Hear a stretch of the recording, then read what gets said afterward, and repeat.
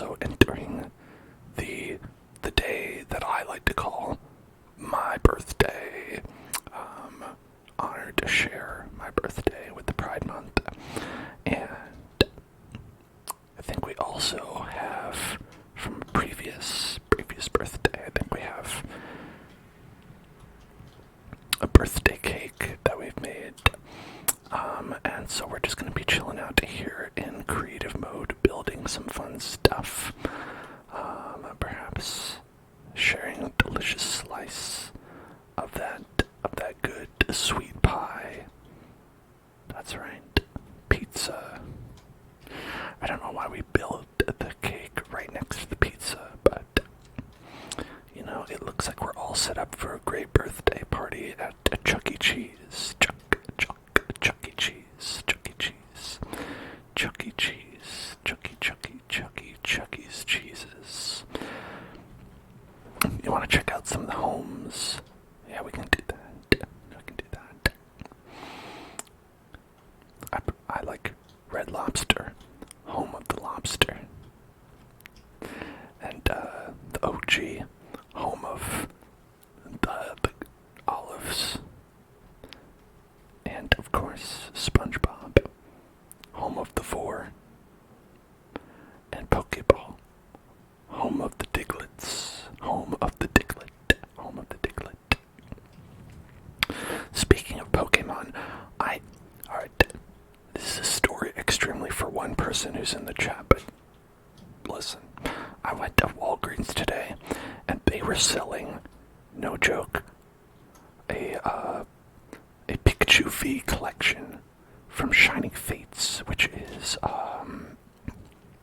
several years old at this point, for $26. And that's it. What? Why? That's not, I don't even know if that's street legal anymore. That's just wild. Did I buy it? Do I look like someone who has access to $26? Absolutely not.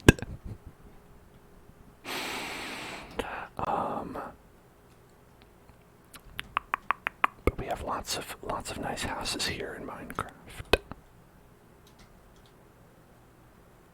I wish I could be one of those people who's just like, yeah, I'd spend $26 on this because why not?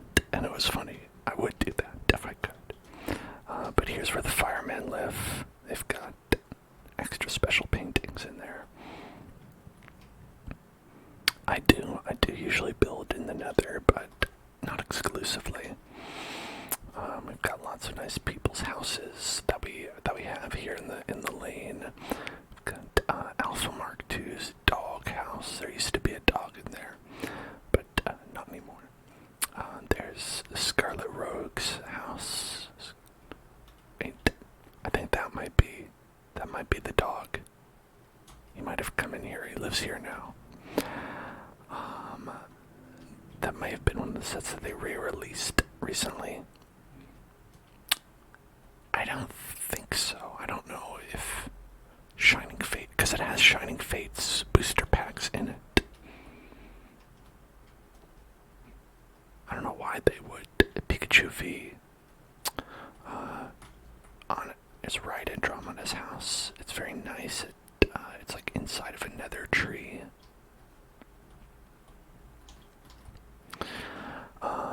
And might have to turn monster sounds off. Got a lot of Endermen around here. Got a lighthouse. Willem Dafoe lives there with Robert Pattinson? I don't remember who was in that movie. I never saw it. They've done the same with Roaring Skies. What? Listen. If you're gonna re-release some cards, re-release some meta cards, you know. Know what I'm saying? Here's the casino. This is where the money lives. The money's house. This is the spaghetti where the meatball lives. That's the subway.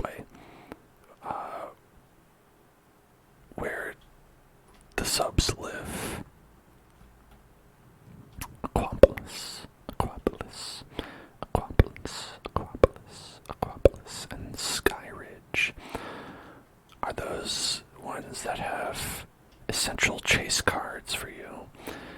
Here's the Smart and Final Extra. This is where the groceries live. This is where the groceries live at Smart and Final prices.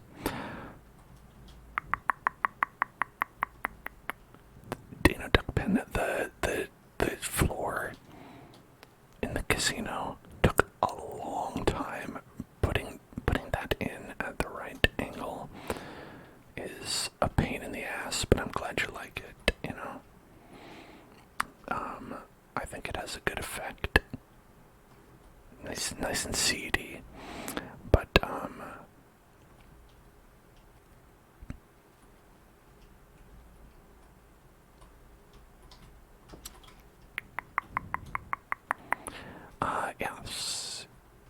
yeah, I fell a lot of times, you know. Sometimes you don't have the flight on, you're just walking, and that's when you fall. That's when you fall.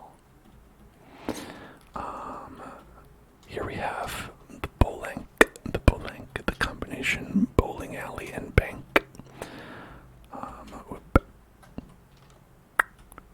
where you can get your bowling on, and if you score a knockout, you can do your telling services, but only if you score a knockout, which is what they call it in bowling, when you get all the pins. Trust me, I'm a bowling expert. And here we have Bowser's Castle. Bowser's Castle, Bowser's Inside Story, with Peach's Castle on top. Right there. Peach's Castle. We spent a lot of time on Peach's Castle making sure it was like really nice, like inside and out. I tried to get it to be as realistic as possible.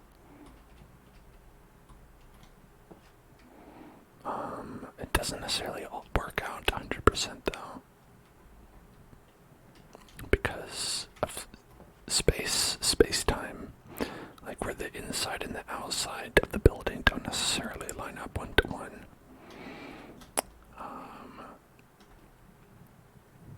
But yeah, as we all know, Bowser's Castle was built underneath Peach's Castle and then lifted up into the sky.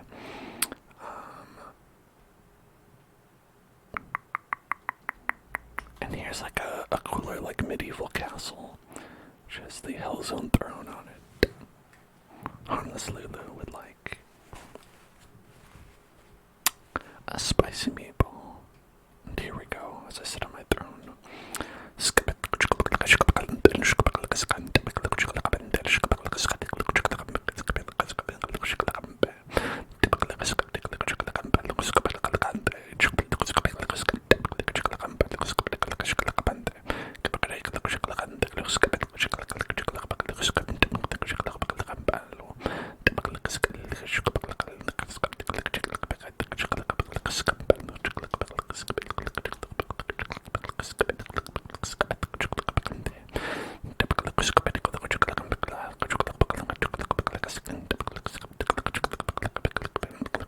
And there's a chessboard.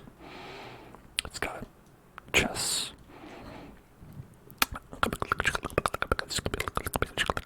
And here's a taco with a smaller taco on it. Taco. You can see all the ingredients.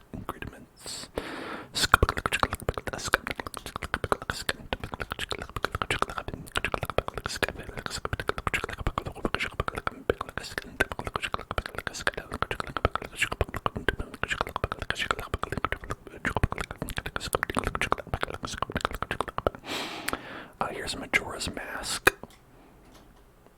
It's from Majora's Mask.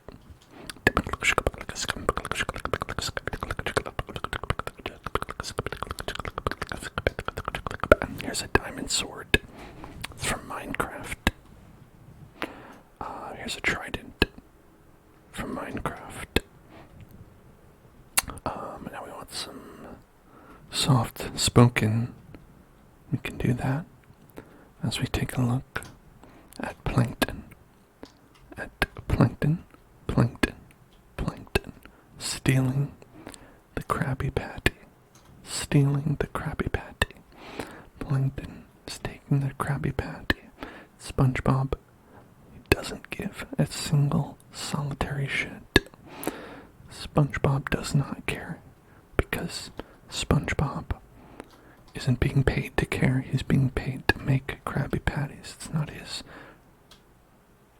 not his problem if someone steals the recipe. And thank you, Darth Frog, for following. Here's a ghast. It's sad ghast. He's crying. He's sad because he can't blow me up because I'm in creative mode.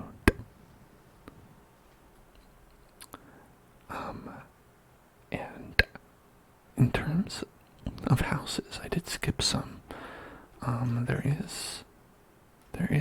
There's not a house down here, but there is a house across the lane. Across the lane. This is the first thing we ever built in creative mode. As you can see, I've blocked it off so it can be preserved for posterity. We can see that there are some friends in there. I thought there were only 2 last time, but they may have multiplied. If you know what I mean.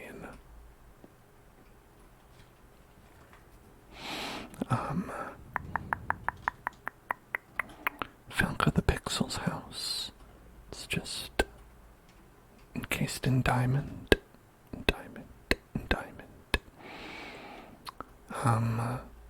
It's funny. I don't know if a lot of the people. Yeah, this is the pig pen trading zone. Not being forced to be there.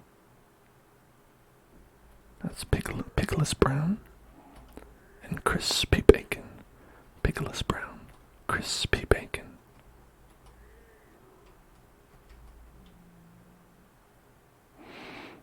And then we have a snowy Canadian house for forcing it. And we have the library and fitness, the LA Fitness. It's a library on one floor and a fitness center. Fitness center. We have a creeper head for Benjamin. And Bay of Island. It's a nice, classy apartment. Got a 3D. Oh, I keep saying 3DO mic. The classic console, the 3DO, in a mic form.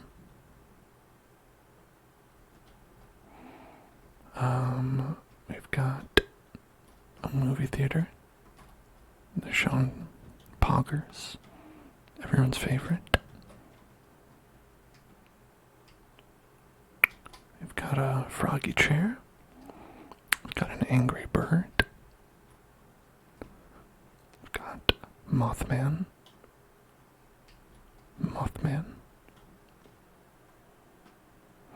We've got Big Boo.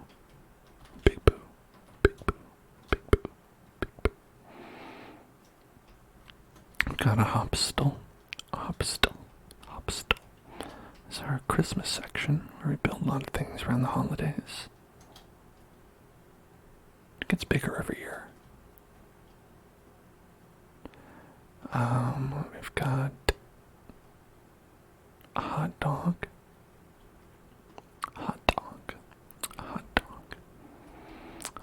Vox wanted to take a look at the subway, so we'll take a look inside. Take a look inside. You can see it's a very big subway. Over here, this is where they put all the chips that you can buy. Single bags of chips. This is where they have your meal order. It's $9.99. $9.99. We've got all the fixins you can get. If you want to put cobblestone in your sandwich, or some gravel, or some mossy cobblestone, some bricks.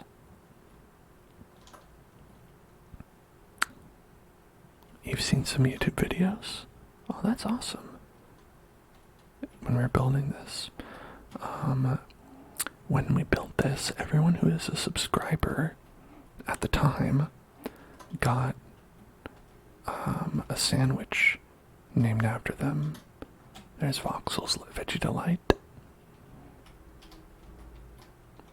Mellow Yellow's Monte Cristo, Shoeless Jess's Shawarma, Bartender Kyle's Banh Mi, Siege's Steak Sando, A Girl's Ahiro, Retired Maud Ryan's Roast Beast, Dan Sinetic Deli Sandwich, Arrowsap Apple Sandwich, Shizunagi Slider, still a subscriber.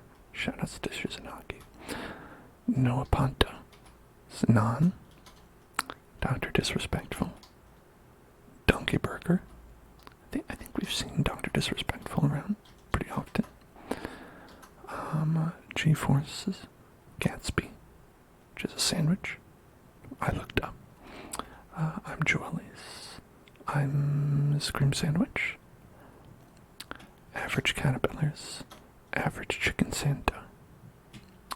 Yoth's Yakisoba Pan. Screw the Cubs. Sausage Sandwich. Name Skies. Name Spidey. I'm not familiar with a lot of these sandwich names. We had to really kind of dig deep to get that alliteration. Penny Girls. Panini. Shoutouts to Penny Girls. I mean, shoutouts to everybody, if people still watch. I'm just thinking of names that I see pop up in chat often. Jaden Loves K. Juicy Lucy. That's apparently the name of a sandwich. Mr. Pickles. Pickle Sandwich. Mr. Pickle. Mr. Pickle. Mr. Pickle. Shoutouts to Mr. Pickle. Alex. The K-47s. Egg thick salad. HD VFs. Hammy Sammy. Kawaii Rasputins. Kawaii Reuben. Raccoons. Buffalo Chicken. Oh, we have two spaces. Two spaces. Okay. Wow. That means, we can put two more here to round it out. For the first two subscribers who want a sandwich. Kaufman's Katsu. Tiari Stuns Tuna. Jacob Stinks Jaburrito. Pserms Papuch.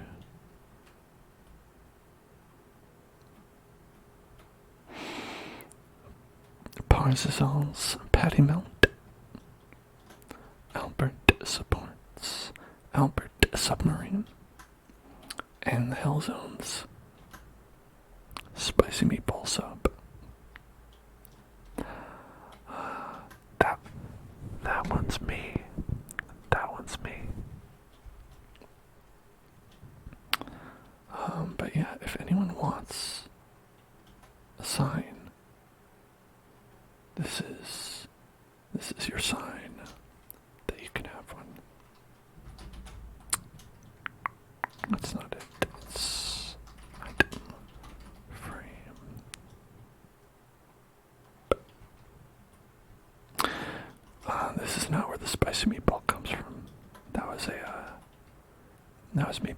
clever.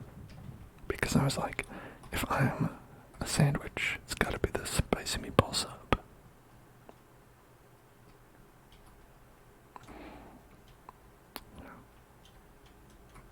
There we go.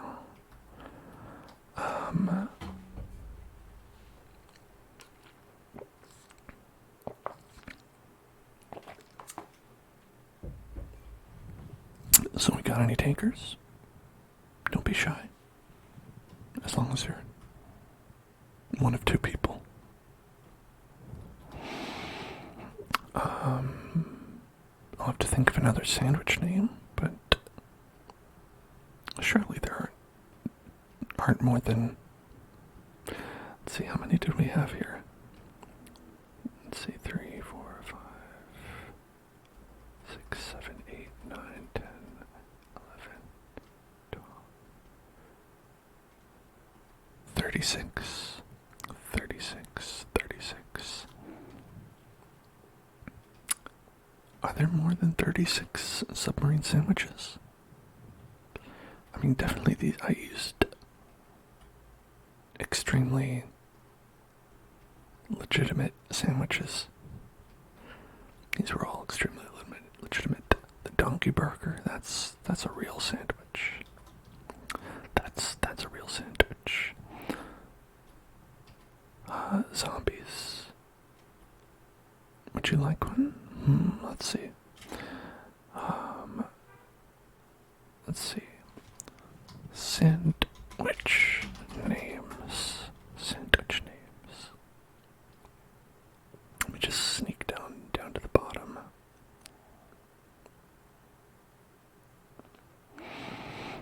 Congratulations. There is one that starts with a Z. It's called Zapikanka. Zapikanka.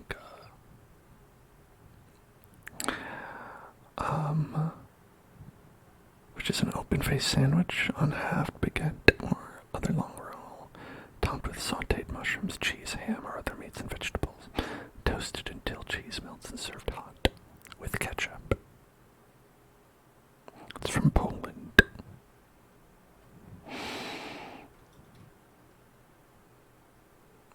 Zapikanka. Thanks, Poland.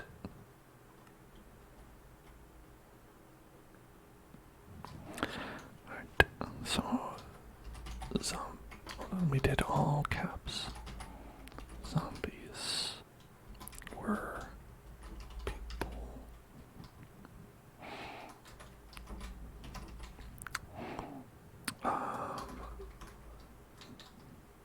There we go. Perfect. We could.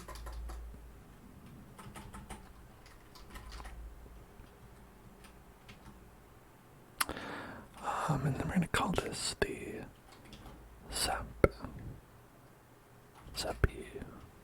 Kanka.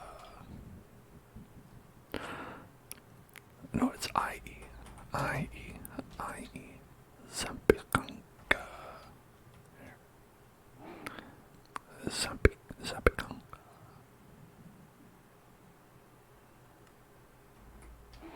There we go. Added 2 years later. Another one to the list. Another one. Let's see, are there any other sandwiches? Vegemite, turkey Devonshire, trancapecho from Bolivia, tramezzino from Italy,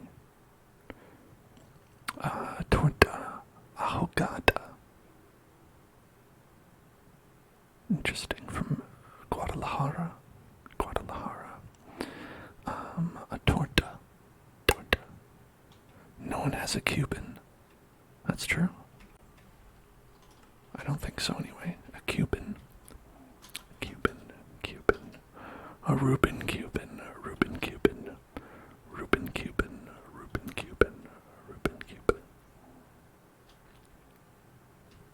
You know, I don't see any Cubans.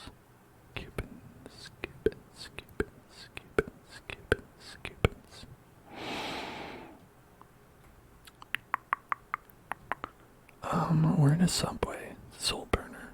We're in a Subway. We're eating fresh. Eating fresh. A Cuban Reuben. A Reuben Cuban.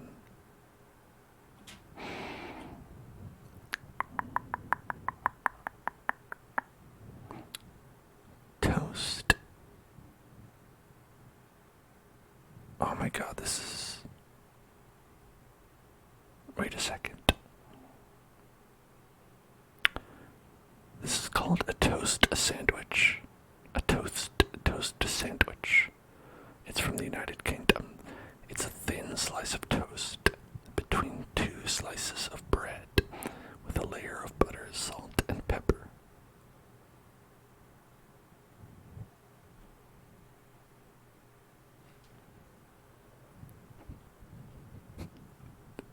A toast sandwich, like you didn't toast the other pieces of bread, you just toast the center piece of bread.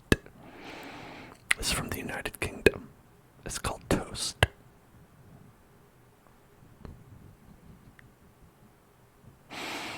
A toast sandwich, toast sandwich, toast sandwich. It was meant to be a tough times meal, like a war, poverty. Yeah, just toast the other pieces though.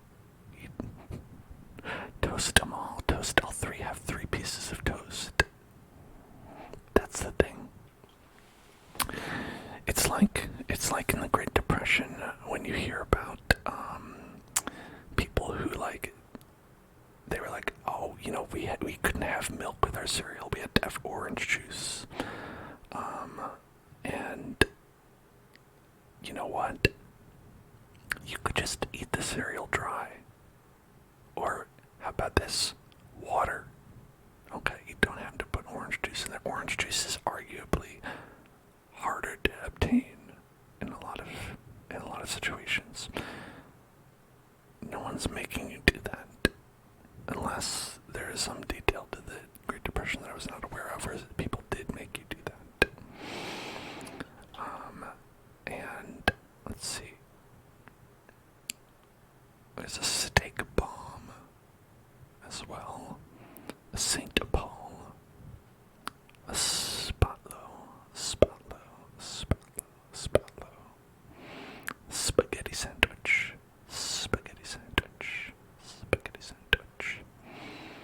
Which is actually from Australia. That's an Australian creation. Prepared with cooked spaghetti sauce and bread. A chicken salad sandwich. That's fine. That's okay by me. I mean, I would need it. I would have probably a potato salad sandwich. I've had that. That's just potatoes. That's pretty good. A sloppy Joe. I've had a sloppy Joe before. It's not like this though. Okay. Yeah, alright. I've had this sloppy Joe, where it's ground meat cooked with seasoned tomato sauce and served on a round bun. Hated it. One of the reasons I stopped being a meat eater person. There's a shawarma. I don't know if you've had a shawarma. A salt beef bagel. Salt beef. I love salt beef. A sandwich loaf.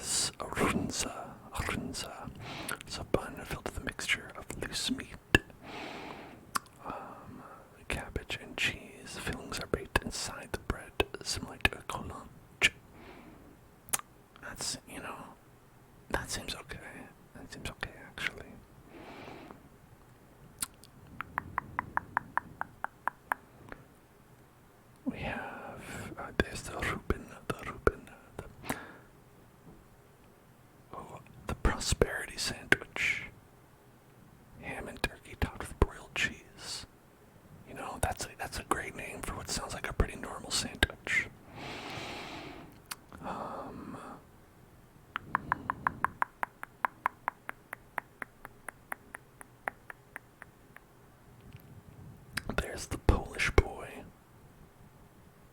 You know, oh, and also a po' boy. I wonder if they're related, the po' boy and the Polish boy. A po' boy is a crusty long roll split and filled with cold cuts, roasted beef, or fried seafood. The New Orleans analog to the sub or hoagie. I know a lot of people probably know what a po' boy is. I just thought I would explain it for anyone who is not familiar.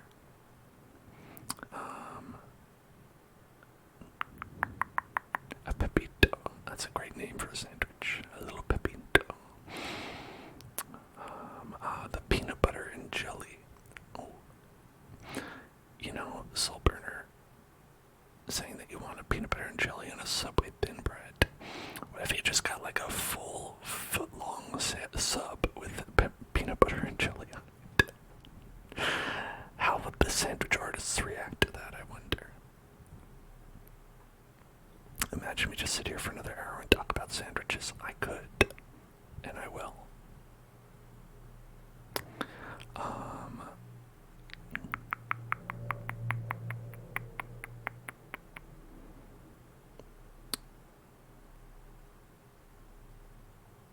The Monte Cristo. Now that's a pretty famous sandwich I've never eaten. It's sliced ham and cheese between slices of French toast and batter fried. Wow. You know, I didn't know that the Monte Cristo involved French toast. Honestly, a version of that without ham, I would go for.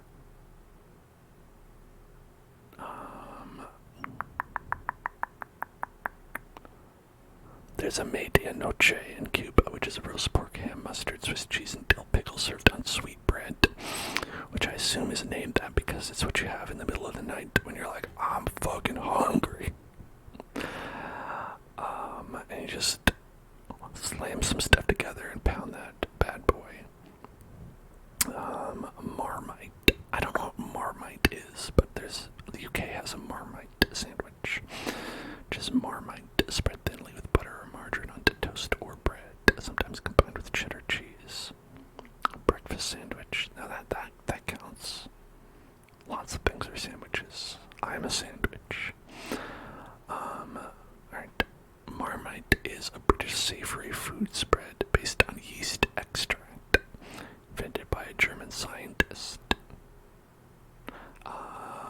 It's made from byproducts of beer brewing and produced by Unilever. Isn't that a soap company? Don't they make soap?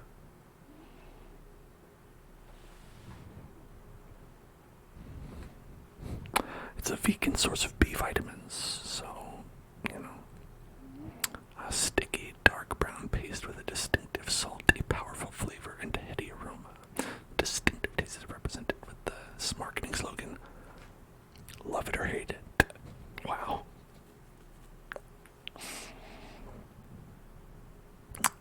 It's got a particularly rich umami.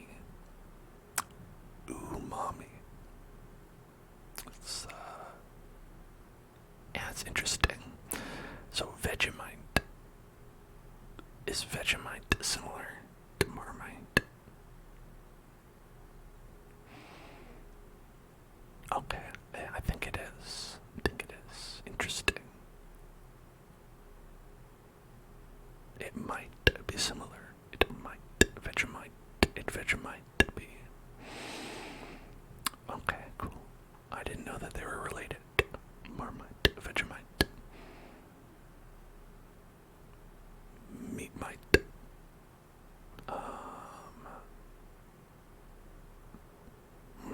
Maybe there's more. There might be more out there. Who knows?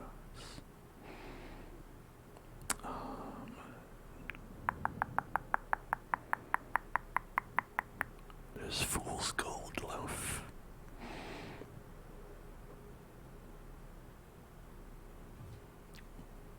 A single warmed, hollowed-out loaf of bread filled with 1 jar of creamy peanut butter, 1 jar of grape jelly, and a pound of bacon.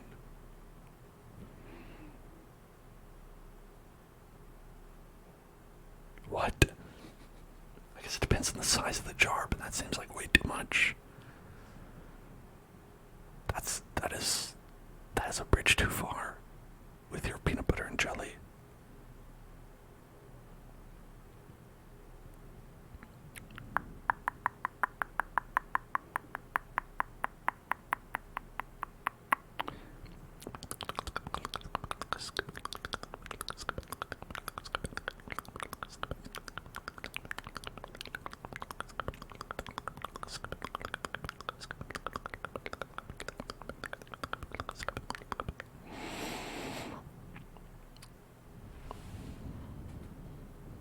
Not all of these have pictures, so it's not easy to tell if they're something that is immediately strange. The Cheese Dream, an open-faced grilled cheese sandwich with bacon. That's an interesting name, so it drew my eye. But that's kind of normal.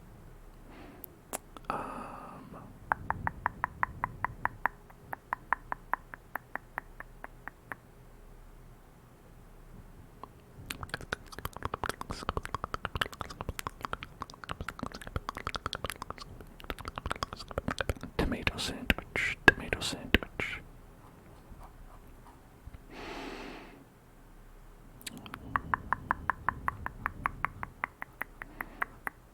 Tomato sandwich, tomato sandwich, tomato sandwich. Is that one? Where is that one?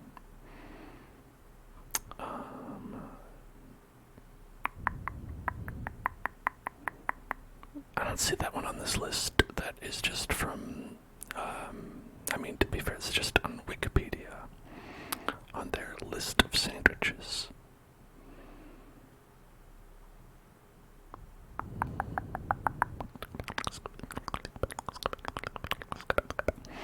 BLT is your favorite. Fun story is that I would often make myself an LT sandwich. Okay, who wants the last sandwich spot, by the way? Did we have anybody who wanted the last sandwich spot?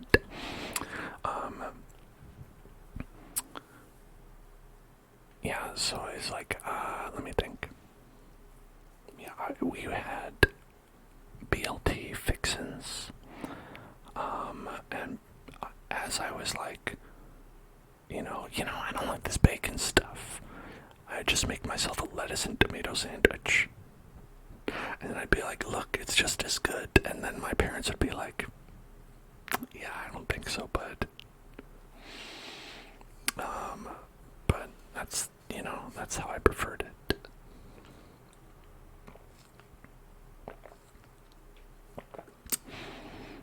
You want a BLT right now, but you don't have anything besides the bread. Good news, you can make yourself a toast sandwich. All you need is bread. And you just eat the bread.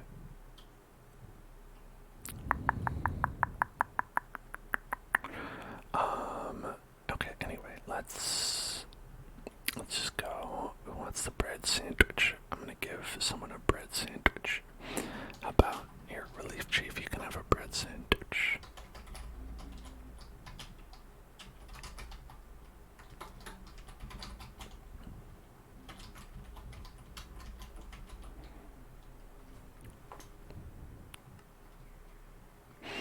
You caught a larvitar. Oh, nice. Way to go. What game is this in? Obviously Pokemon, but which version is larvitar? So highly sought after. Soul Silver. Oh, yes, larvitar was rare in that game. That was like the debut for larvitar, I remember. I love Tyranitar. Is very cool.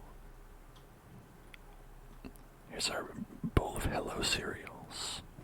Hellos. And here it is. A nice bowl of Hello cereals. What's the Rhino Pokemon? That would be Rhydon or Rhyhorn, depending on which one you're talking about. The Safari Zone, yeah, they always please freaking run away from me there.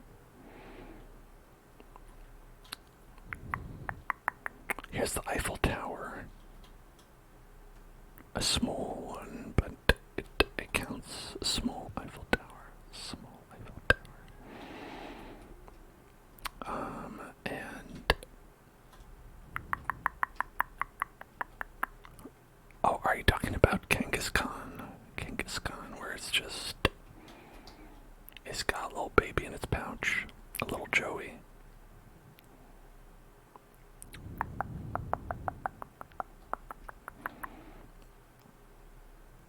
Got toast. Look at that.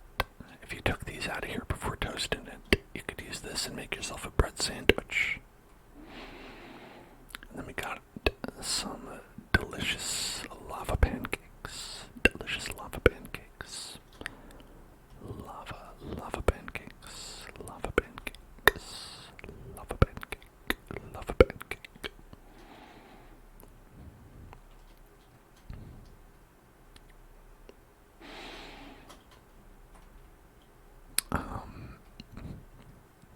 In Gold and Silver, I remember they had the sequel to the Safari Zone, which was like the bug catching contest that you had to like wake up early on like Saturday to do.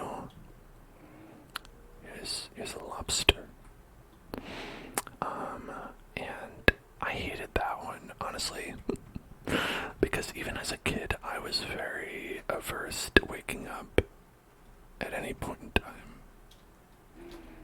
We got some folks in the hopstable. Well, and these guys are at reception. They're at reception hopstable.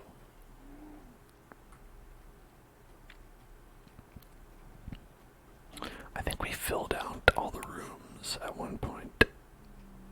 I don't remember if they're still there. People might still be there. What are those? Those are, those little guys. Striders. They're striders. Strider. For the Sega Genesis. They prefer being on lava, and if they're not, they get sad. But I didn't put them here, so don't blame me. Dion Chavo, thank you for following. Welcome. Do they give you meat? I mean, listen, I don't know.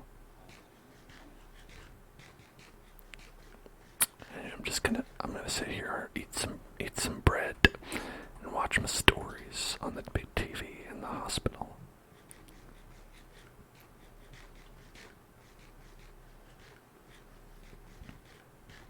Infinite bread.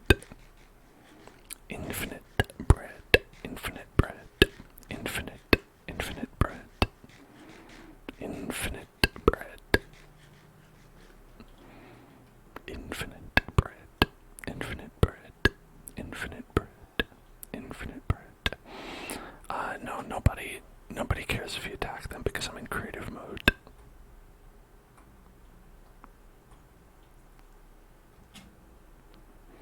There's a big hole down there. There's a big hole. Here's a cool spot. It's a cool spot. Cool spot. Cool spot. Cool spot. I think one of the most recent things we've built is actually right here. We had this, which is Freezy Peaks from Banjo-Kazooie. Freezy Peak. There's Mumbo's hut. Mumbo's hut. There's little houses. There's the big snowman, the big snowman. And here you fly through this and you get a jiggy. Boom, you get a jiggy. Whoosh.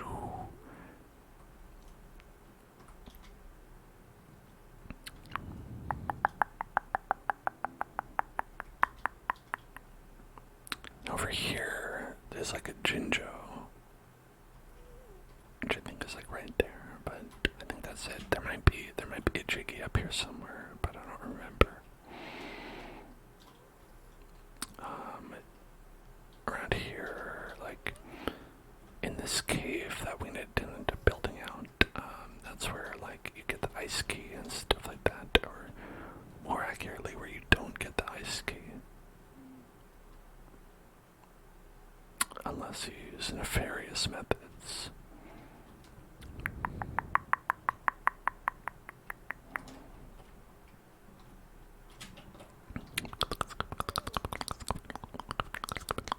There's a big pagoda.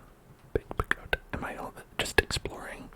I mean, I made all this stuff, so I'm showing it because people are asking about all the stuff that we made. And at this point, going through all the stuff we made is a pretty lengthy process.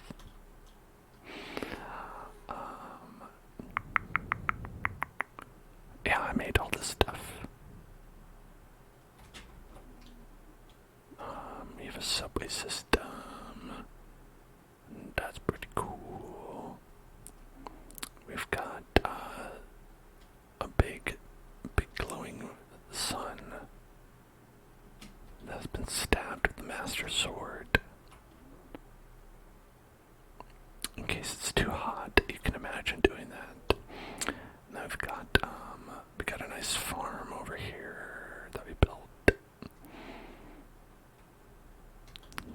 It's a real barn burner. Skeletal horses. That's how skeletal horses reproduce, by the way. Listen, it's natural, okay? Let's be adults about this. And got all kinds of room here in the back, in the barn.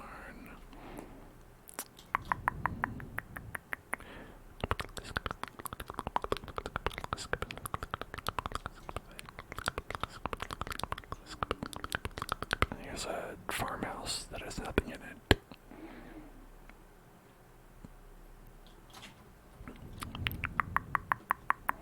They like to bone. I mean, clearly they do. I mean, I interrupted them. I kind of feel bad, frankly.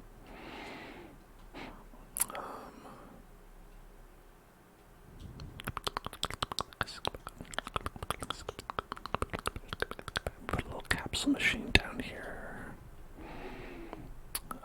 There's a circle. There's Helmo. And over here we've got Celeste. The designs for these pictures I just copied because I'm not this good. I'm not this good at pixel art. Surprise Pikachu. Surprise Pikachu. Taking a surprise peek at Luigi's mansion.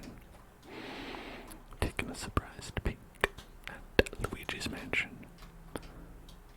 This is where Luigi likes to go. In Luigi's mansion. It's his mansion, he lives here.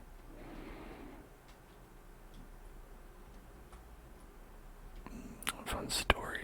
When we built this, it all burned down at the end of the stream. I had to remake it. Because I accidentally... Well, there's a lot of fire that are just naturally around here. Should take the cart. Oh yeah, we can take the cart around. Here's the Temple of Time. From the Ocarina of Time. There's another SpongeBob over here. There's another SpongeBob, but this one's wearing a Majora's mask. Yeah, but this is the Temple of Time. This is where Link goes and ages 15 years or whatever. Go and you can put the little crystals down there and get up over here, and then you can grab the Master's Word.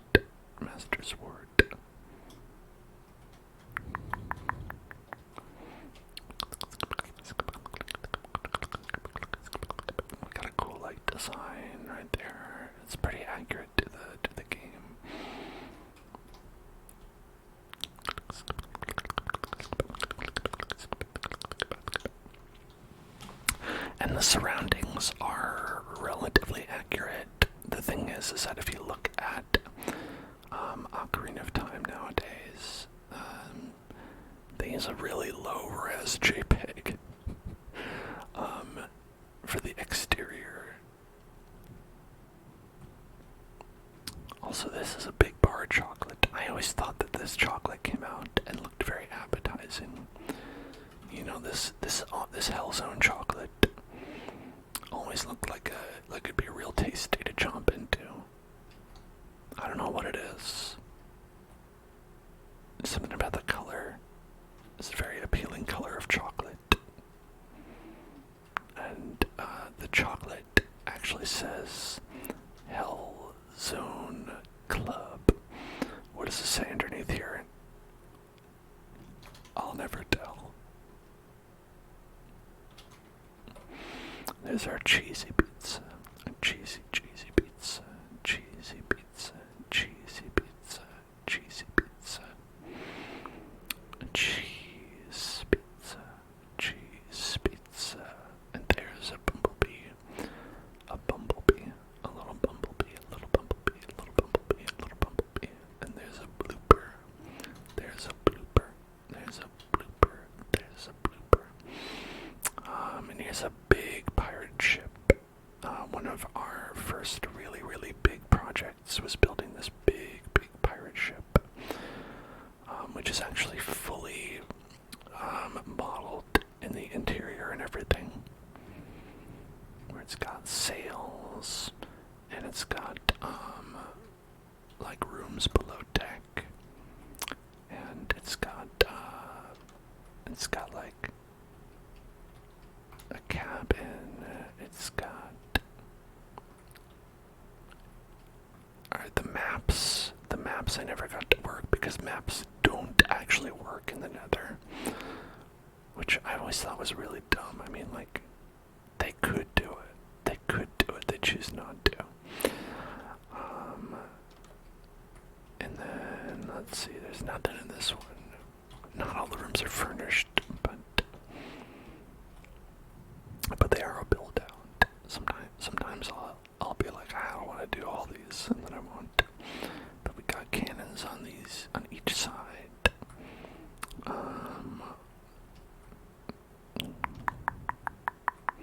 Got rooms, the paintings in them. It's all symmetrical. Yeah, I played Return of the Obra Dinn, so I know everything about the way ships are designed.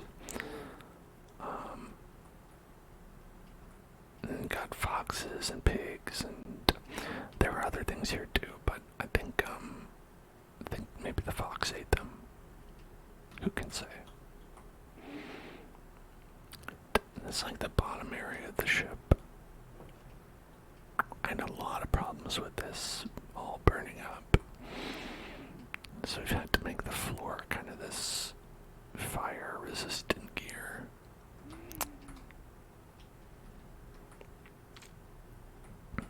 Because as you can see, it is made of wood, and it is built on top of the lava. So that can be a bad combination. Yes, you can request a trigger word. Is it toasted coconut? Because this is a toasted coconut. This is a coconut that has been toasted coconut. Toasted coconut. Toasted coconut. Toasted coconut. This is nothing, don't worry about this. Trigger word, salty sweet. Salty sweet. Salty sweet.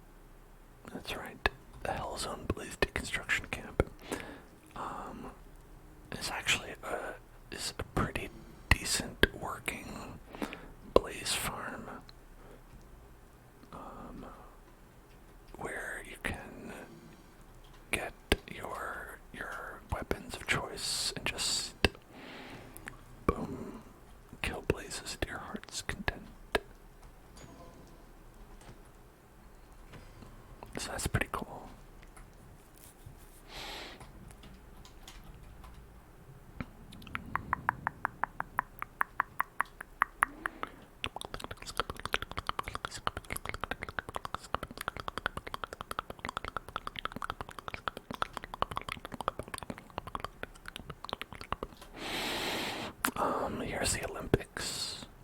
The Olympics. The Olympics. The Olympics. Sorry, the Olympics. 69. That's right, from 2069. The Olympics. The Olympics. The Olympics. Got some skaters right there, as you can see. Professionals in their field, all of them. Top of their game.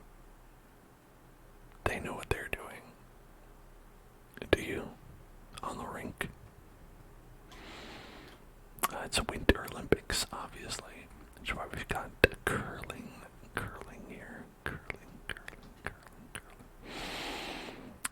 And then these flags actually represent everyone who, everyone's country who is watching at the time that we were building this. So we have like a lot of different country flags. Obviously this one is Canada with their big C. That's why Canada put the big C on their flag, so people knew it was just Canada. Not a lot of people know that. And then, we've got all the flags that people know about and have experienced. The flags that I love and you love, that we all know the names of, and I don't need to go and list them all for you because you know.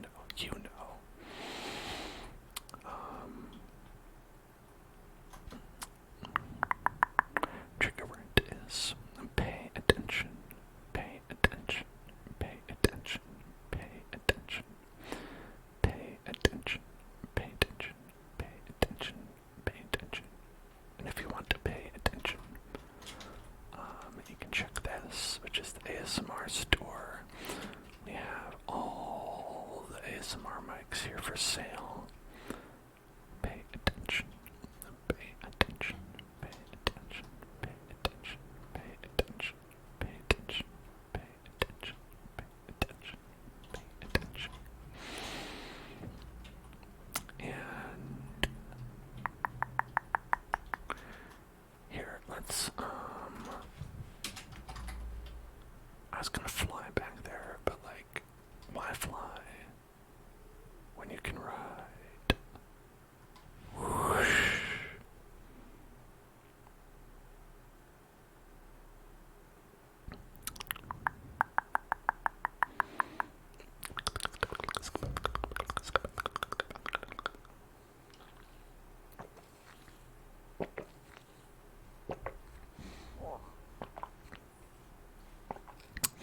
That's a nuclear reactor.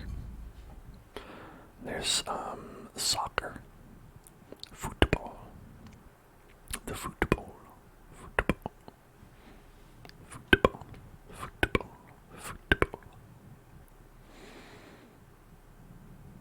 It's actually pretty close to the end of the tour. So we'll go around the track once more, because this takes you around a lot of the locations.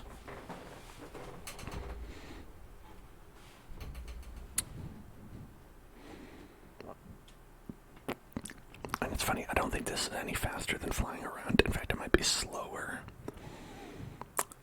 But it is fun because it's like a little ride. Whoosh. Whoosh. Whoosh. Whoosh. There's Purgatory. I don't know if we mentioned that that's the name of that burger place, but it's Purgatory.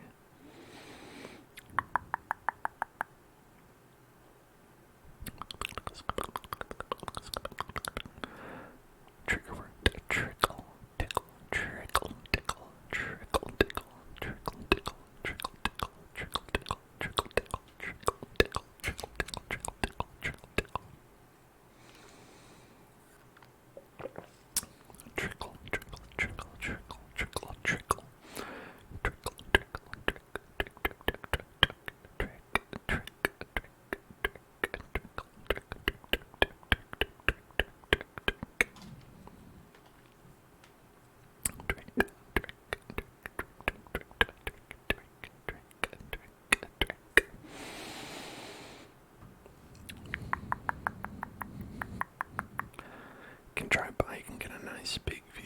some Squidward. Wow, love that guy. Trickle, trickle, trickle, tickle, tickle, trickle, tickle, trickle, tickle, trickle, tickle, trickle, tickle, trickle, tickle, trickle, trickle, tickle, trickle, tickle, trickle, tickle. I did build all of this, baby bunny. It took about to build all of the things that you see here. I'd say in total, adding everything up, I think it took around 10 minutes. Maybe give or take 5 extra minutes, you know. It's Kirby. It's a big blimp, the hell blimp. It's a big hotel for dogs. Only dogs can live there. It is Minecraft Kirby. It's, you know, we want to build Kirby, so I figured I should build the canonical Kirby of Minecraft.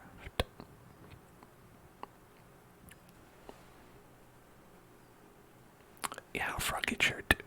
Love Froggy Chair. We stan the Froggy Chair. We stan the Froggy Chair.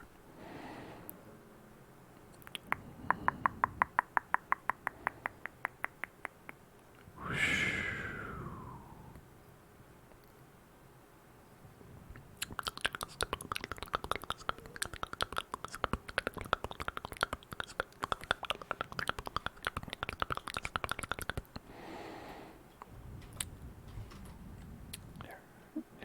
So we'll start on the journey to get the full loop.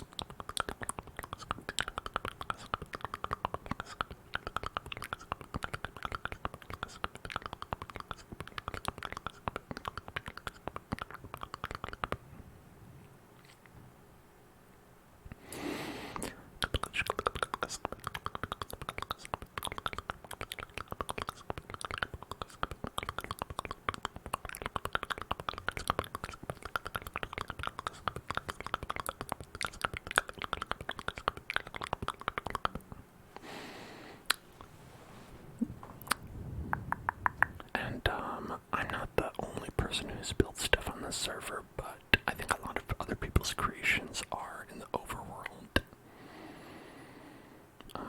But of course, if anyone wants to build anything, you are more than welcome to hop onto this Minecraft server. It's free for anybody. You just gotta be cool. We've had a couple of rude fellas on the server that I've had to kick. But as long as you're nice and you don't destroy anybody's creations that they've worked on, it's all good.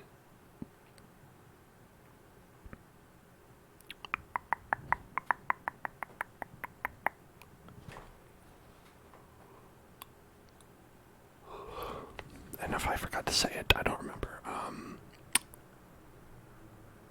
You can find that on the Minecraft channel in the Discord. I think you can log in whether you are Java or Bedrock. But I'm less sure about the Bedrock edition. What's the significance of Froggy Chair? So Froggy Chair is from Animal Crossing. It is a chair that you can get that is frog shaped. End of description. MS Pink, thank you for following. Welcome to the Hell Zone.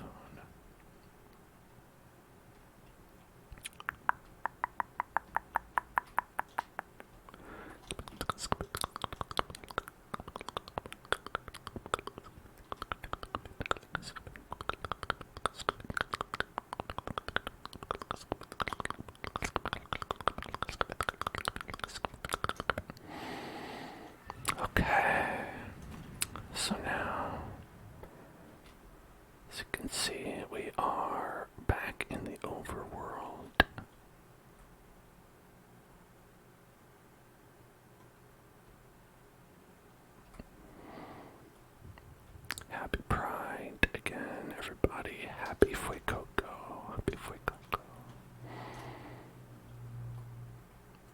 is the Kirby National Aquarium. The Kirby National Aquarium.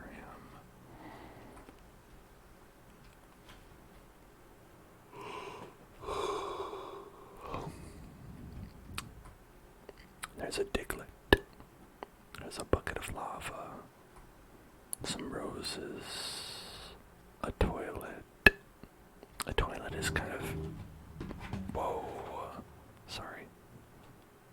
I forgot to mute my phone.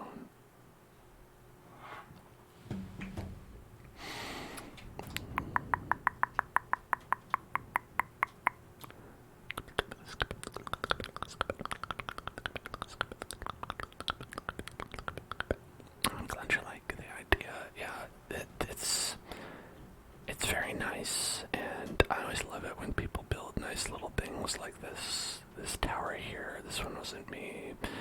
All this stuff over here. We have some houses around here that people have built, like this Amogus. This little Amogus over here, some of these houses. This big structure, this is like, I think Scarlet started working on this, and I think understandably, I don't know if she finished it, because it seems like it's a pretty big project, pretty big project. So it's creative or survival, whatever you want. Certainly I'm not building all this stuff myself in survival. I think that would be pretty wild. We have built a couple things in survival, but, you know, more for fun. But, you know, it's kind of whatever people want.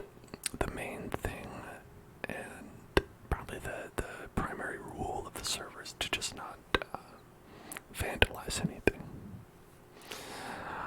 And then as long as people are okay with that, it's all a great time.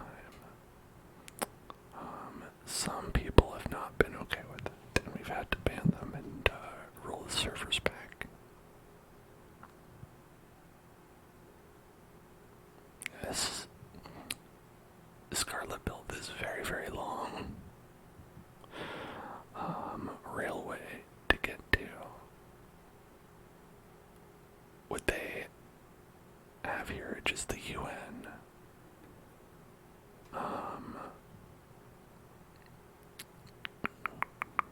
To make a bank. Oh, that's pretty cool. Oh, shit.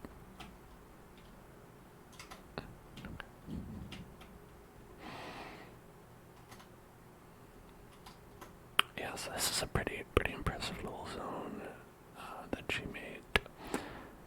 I don't think finished, but that's okay. Because it's huge mungus.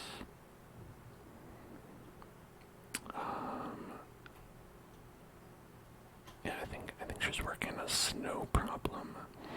Where she's like, oh, there's like too much snow around here, which I don't know how you get rid of that problem. I think maybe like you gotta go with like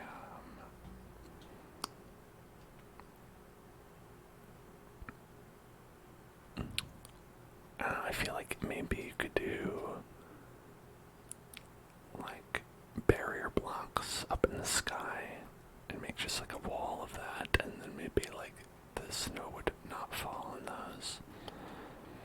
Got a big parking structure over here, and every trader.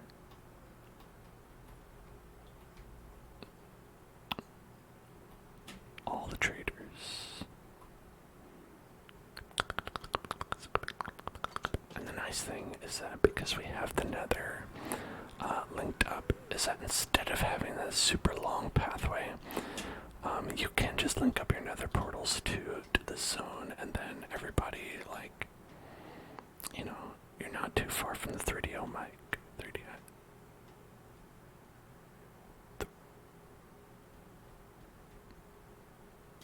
Whatever it's called. How many times will I call it the 3DO? A million is how many. Hello, Frank Man.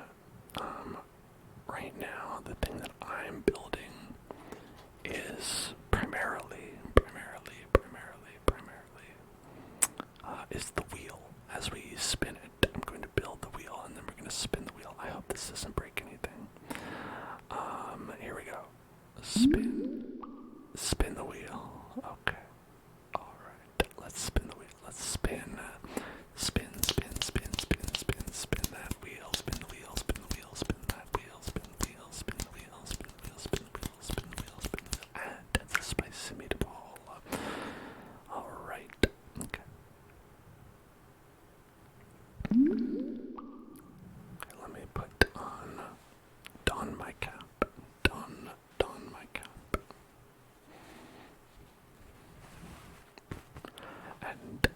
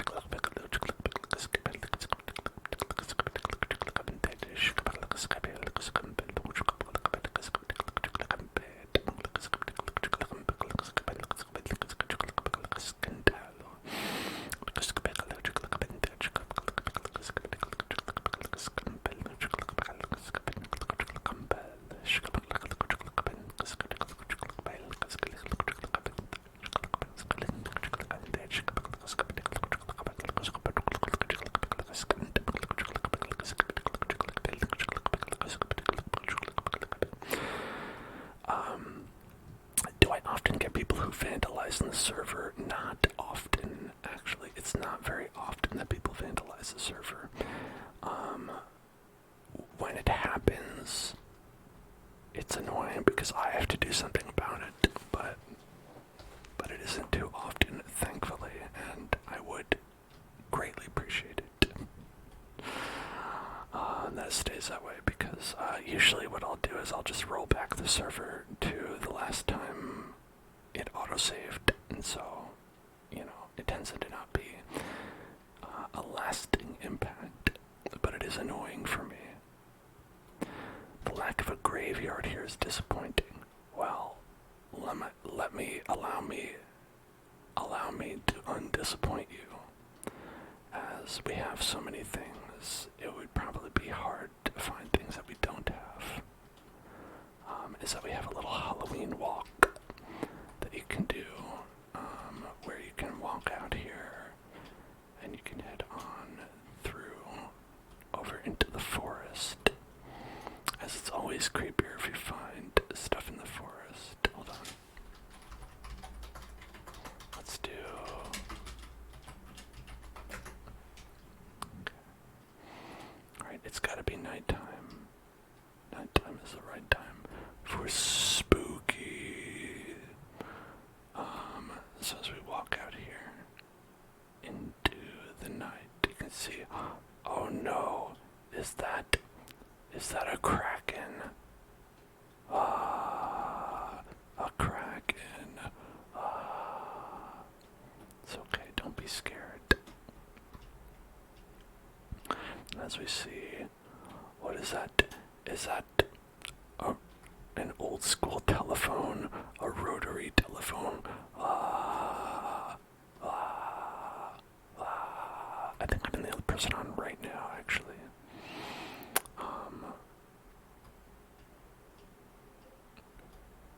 Which nobody has to feel obligated to be on when I'm on, because, if anyone wants to share anything, you can just post a picture of it in the Discord in our Minecraft channel, and I'll be sure to scare that.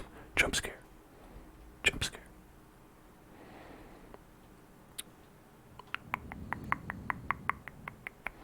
And then over here we have, that, what was this guy called? Like the little bass that would like turn and sing, where it'd like be like, hey, I'm gonna sing a song for you. I keep thinking of like Freddy Fazbear, but that's from the bear, the scary bear game. Big Billy, big bass Billy.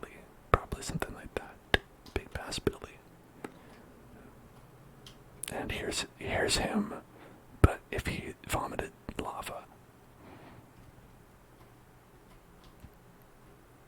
If you find a way to make a playable map, would I play it? Sure. Share it on the Minecraft channel. Big Mouth Billy is what it was. Oh, okay, thank you. I got there, I think, most of the way. And here's a tree. But it's a tree that also vomits blood. So if you can sense a theme here. And let there peanut butter pumpkin party. Peanut butter pumpkin party. I love there. And now here's the piece of resistance as the haunted graveyard. You can see the haunted graveyard. There are ghosts who are carrying these lanterns. Where are they holding it? How's it staying up there? You know, it's very scary like that. Very spooky, scary in that way.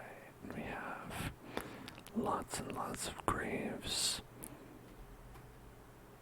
And we've got flowers on the graves. All kinds of stuff like that. So yeah, so it's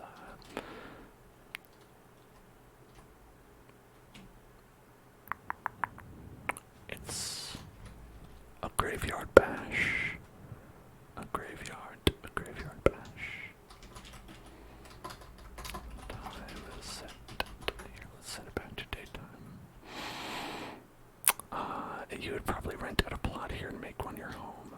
You know, I think that would be pretty neat if, like, if someone were to, like, dig up a grave, and here, let's just say this one, and then, like, you made, like, a little house, like, here, and then you had, like, you know, or you could even do, like, stairs that go down.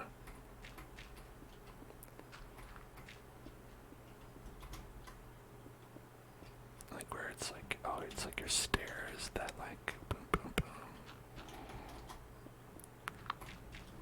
Boom, boom, boom, boom. Boom, like that. Ah, too scary, too scary, too scary, too scary.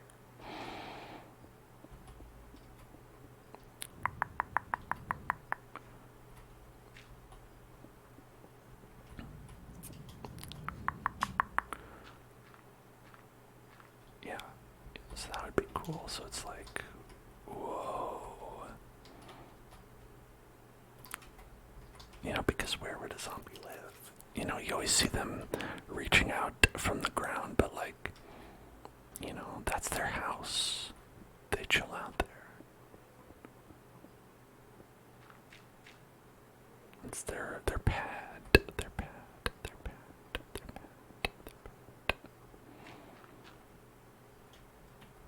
Something like that. And Bald Panda talking about the Hitman map.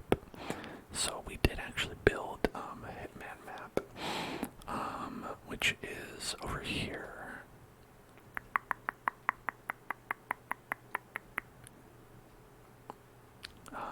Which is from, I think, Hitman 1,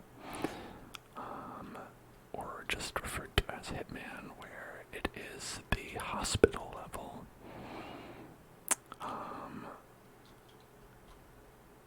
And you can go in here.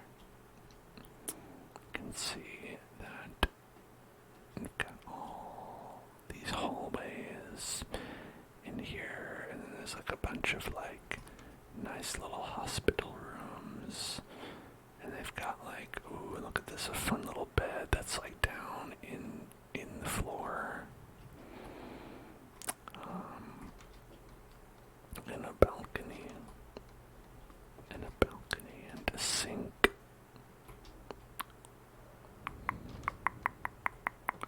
Should build the Sapienza level. Sapienza. Perhaps. There's a little garden area in the center. And there's like a secret lab underneath, but you gotta for that you're gonna want to break in, and to do that you're gonna want to follow the path of the red lily, the path of the red lily. Here, this. Look at that. Yeah, so we have like a secret entrance there. And then over here, I believe. Is that right? Yeah. So look at that. So it's like a secret way in. We'll cover our tracks though. Yeah.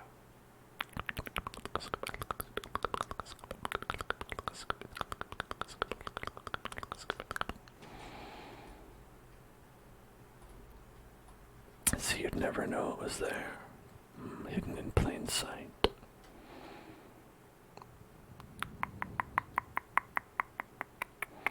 And here's a choo-choo train. A choo-choo train that just goes from nowhere to nowhere. It's just here, little choo-choo train. Here's the Hellzone Castle. This would be, our main crib. Our main crib. Look, it's got a maze inside.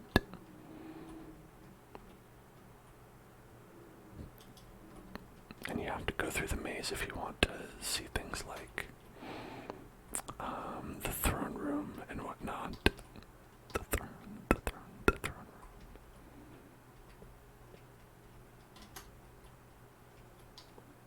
I mean, I don't have to.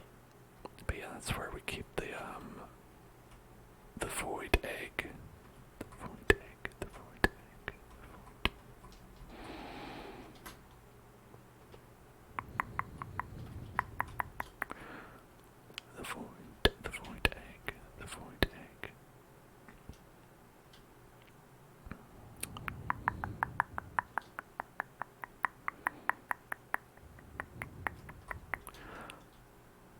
And let's see.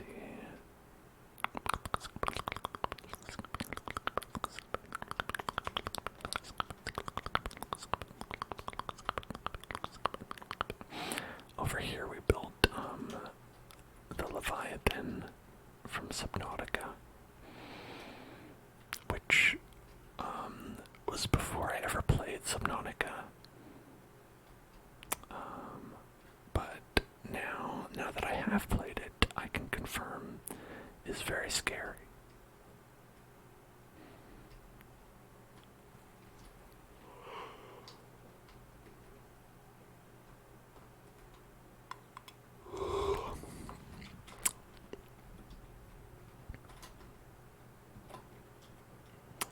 And I think we had a moon here because we were going to build the moon from Majora's Mask. I don't think I ever got around to it. That's Sonic. That's a Sonic. I did a little Italian there. That's the Sonic. That's the Sonic. Hey, that's a spicy Sonic.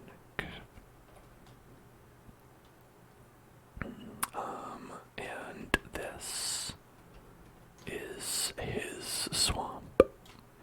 This is his swamp. As you can see, he has, that's his quote. Is quoted as saying that he wants everyone to know this is his swamp, and he lives here. There's Donkey.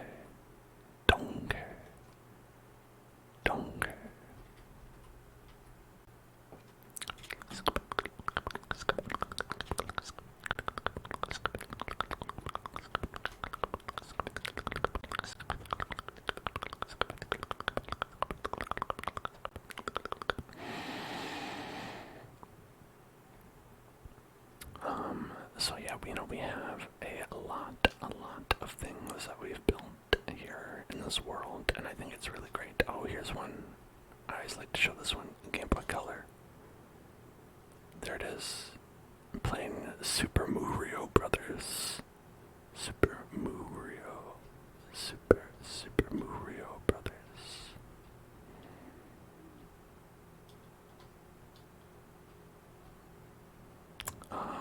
And here's a cool ass skull. Cool ass skull on fire. Oh, and this was a pretty big project that I was never able to finish, but it really is kind of an ongoing thing. So it's like we can come back to it from time to time, and maybe we will. But this is the world of Pokemon, where we have been building over time, like, you know, Pallet Town with Professor Oak's house and all that, and like Route 1, and then we've got like Viridian City, and over here that's like Viridian Forest. Actually, this is Route 2, and then this is Viridian Forest over here.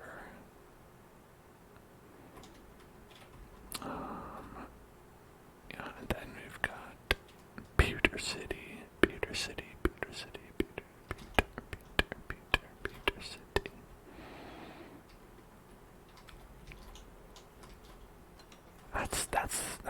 That's not the gym. This is the gym. Yeah. So I think the people despawn sometimes, but you know, that's how people are, right? You know, that's why I hate fake friends. They always despawn on you when you need them.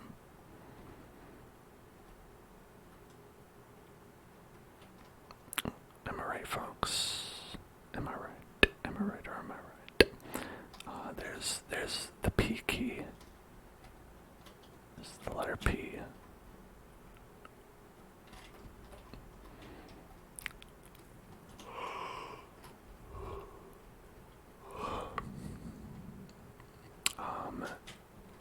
One Halloween, we built a couple of things here that I think got erased in a data error, but we have videos of me building them, so it's no big deal.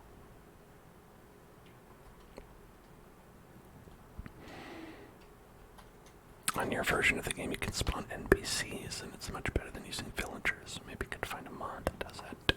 What do you mean, your version of the game?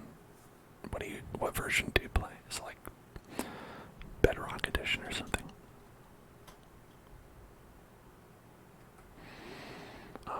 Listen, I'm gonna go to the bathroom, which we do have. We do have a bathroom, but actually we have multiple things that could pass as bathrooms here. So I'm gonna go to this bathroom right in here. Bloop. Right there. And I'll be right back. See you in a moment. Hello, I am back. Hello there, hello there, hello.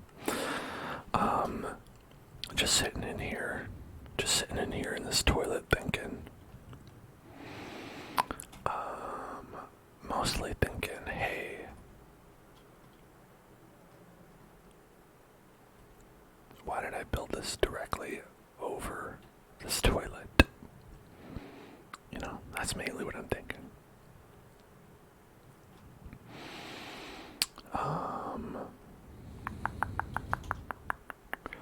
Yeah, I thought maybe it'd be nice if we built something. If we built something, and I think maybe working on this little moon, to make it into Majora's Mask would be cool. And Blood Sky asks if this away screen is scary, and then y'all start talking about analog horror, and I don't know what that means. What is analog horror? Is it as opposed to digital horror? Like Digimon and Digimon related horror, Digi horror, Digimon horror. Digimon, digital horrors. Digimon have more fear. Alright, I think it was a wooden axe. What was it? No. Wooden pickaxe, maybe. No.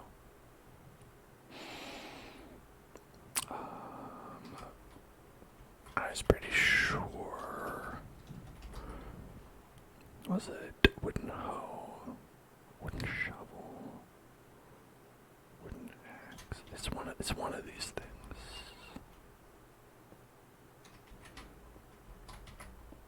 I don't remember. You know, it's okay. We don't need to use this right now.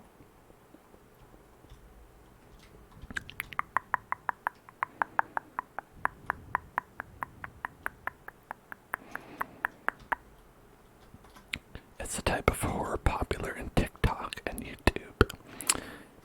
TikTok horror. Like, wouldn't that be really short? And are you talking about, like, is this, like, filmed like a movie? Is it someone telling a scary story? You'll have to help me out, because I am, as you can tell, very old. Extremely, extremely out of it.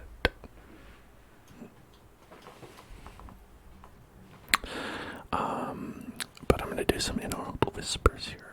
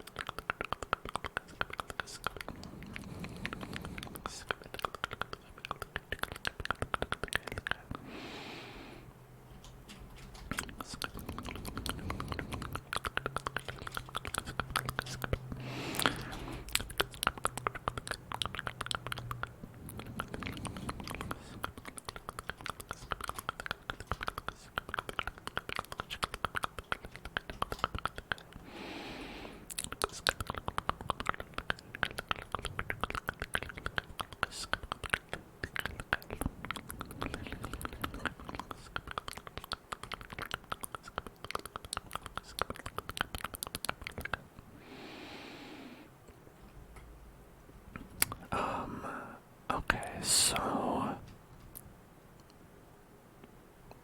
it's not made on TikTok, it's made on YouTube. It's referenced a lot on TikTok in short videos. It can be narrated or may not be, and there's a lot of Easter eggs and footage. Bald Panda says, example, a town of people get a disease that makes them want to eat their fingers. Listen, that doesn't have to be scary. Like, what if they got a disease that makes their fingers turn into chicken fingers?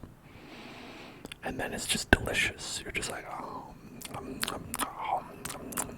yummy. And it's a great time. And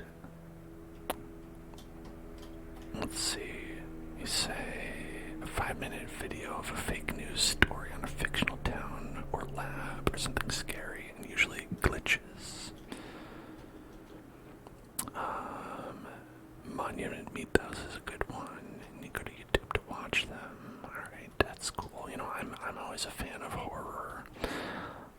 Spooks, spookies, spookmups. So that sounds cool. I've never been one to be like actually scared because I'm such a big brave boy. That's what my mom tells me. She'll be like, "Oh, you weren't scared by that. You're such a big brave boy." And I'll be like, "Oh, you know, you flatter me, mother, but you are correct. I am a big brave boy. It's true."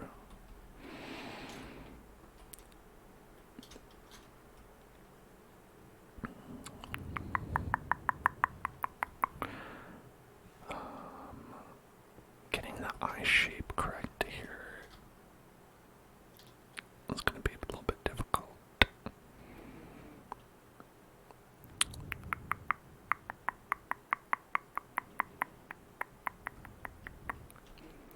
An alien planet that's trying to invade Earth with fungus. You know, it would be way easier if they used like big laser beam cannons. Do they not know that? Do the aliens not know that it'd be way better to use big laser beam cannons? Honestly, big L to the aliens.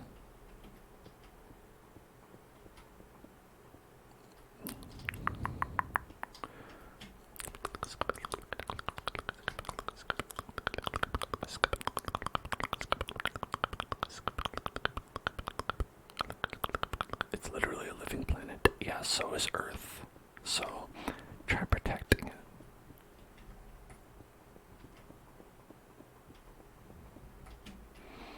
And stop polluting it with all your chemicals and oil spills. This only applies. This part only applies if you're like an oil company like BP. If you represent the entirety of an oil company.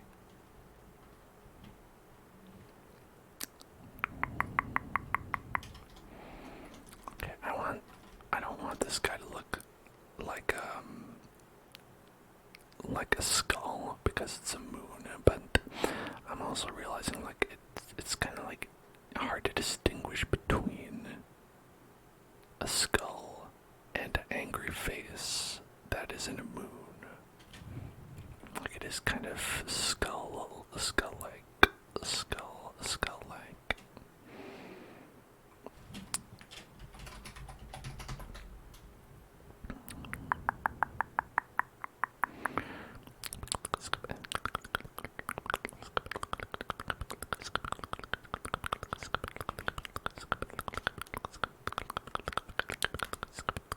Mazda's Mask.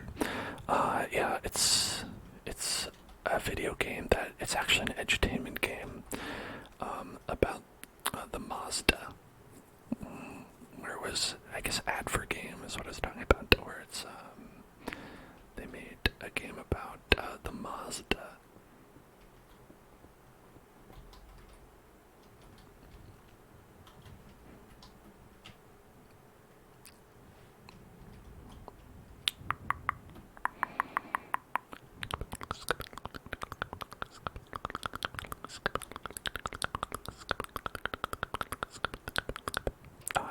It's from Zelda. It's a Majora's Mask. Majora's Mask.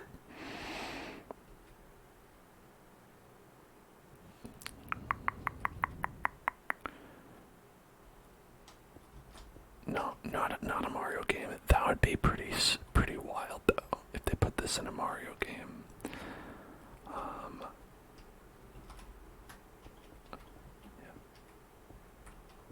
Yeah. They had the BMW for the Mario game, which actually is true. They did have BMWs in Mario Kart 8 as DLC.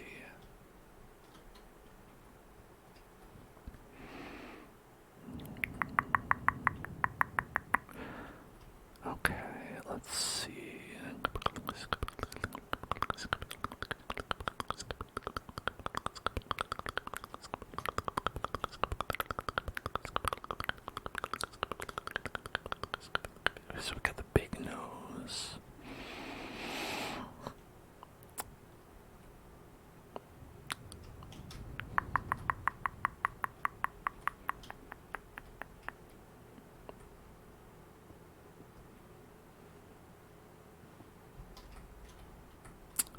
Yeah, so the reason that people make comparisons between Animal Crossing Isabelle and the Doom guy is because they came out on the same day, Doom Eternal and Animal Crossing New Horizons. And so a lot of people are like, that's funny, and then just sort of like ran with that.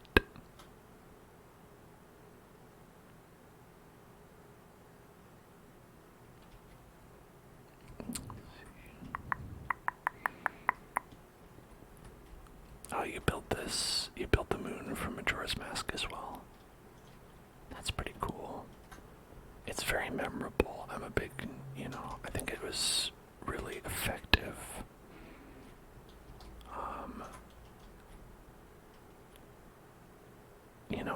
I think as a piece of iconography, the big scary moon.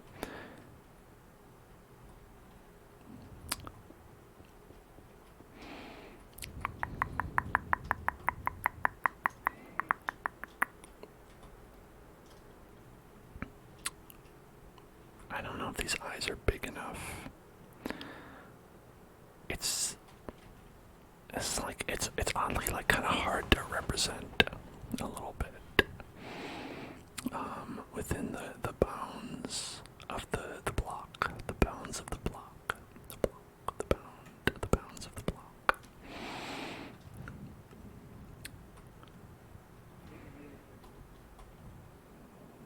You wonder if people are attracted to the moon, Majora's Mask moon. The tides are.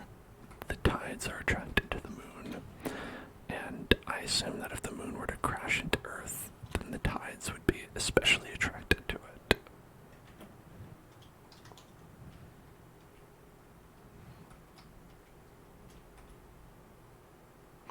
Is the moon cool?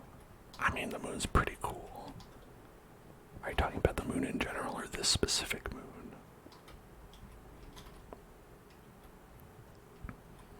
I don't know about this direction of the eye.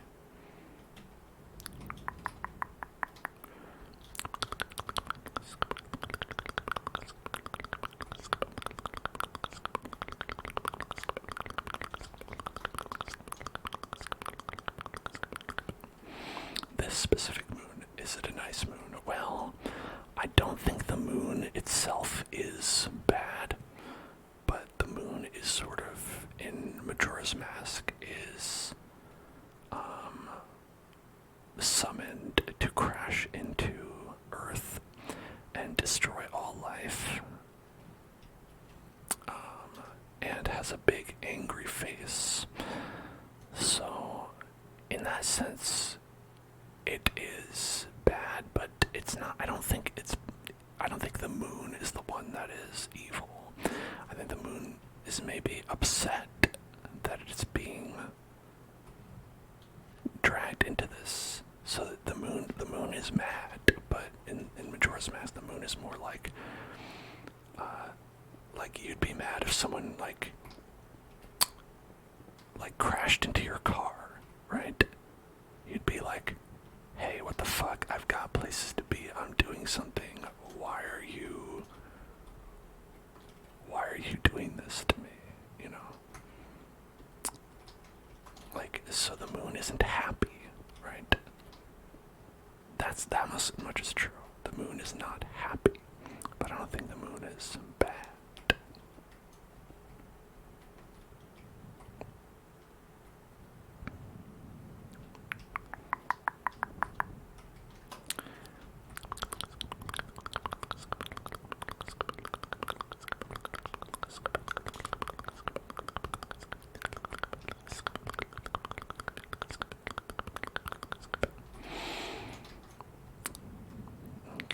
So that's like our current, what it currently looks like. I think maybe we could make the eyes bigger. But let's work on the mouth. I think as the details come together, we'll start to see what it is we need.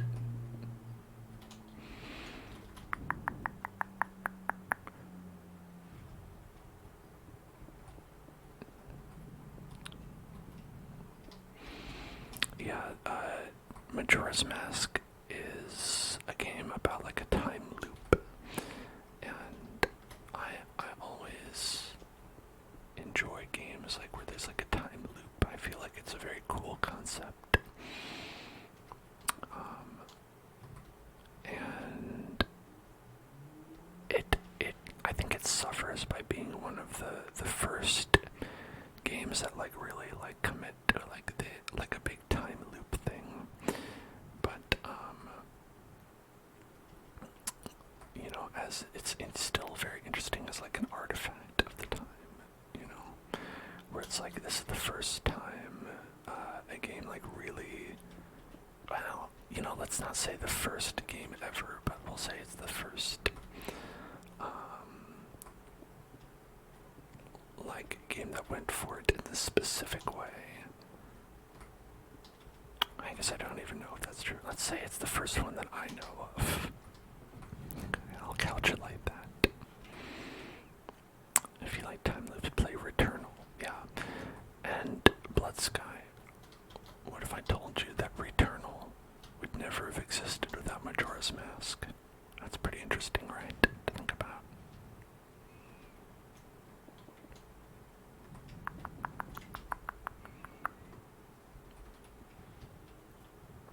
I'm gonna make like this part of the mouth go like that.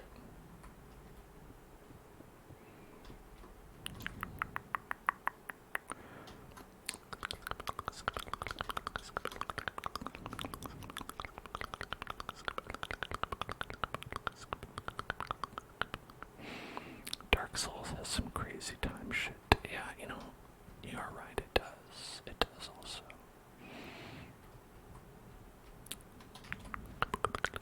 Alright, some more inaudible whispers.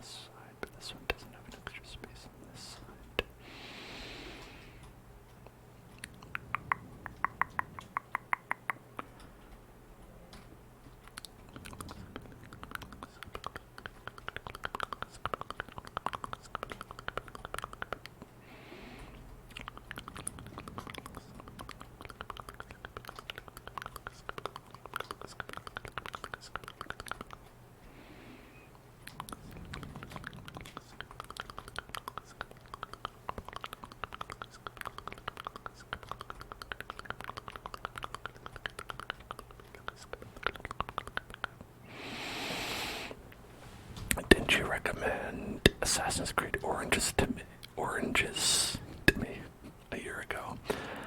Yes, I mean I still don't own it, so like I can't play it, but I do remember you did recommend that one.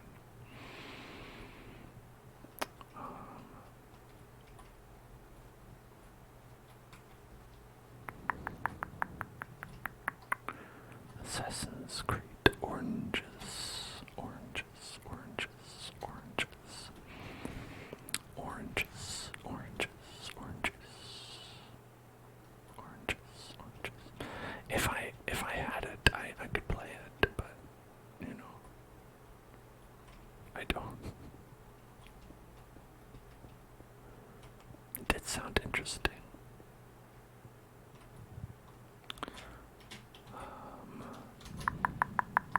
You think about it, I like long grinding games. Wow. I don't know what gave you that idea.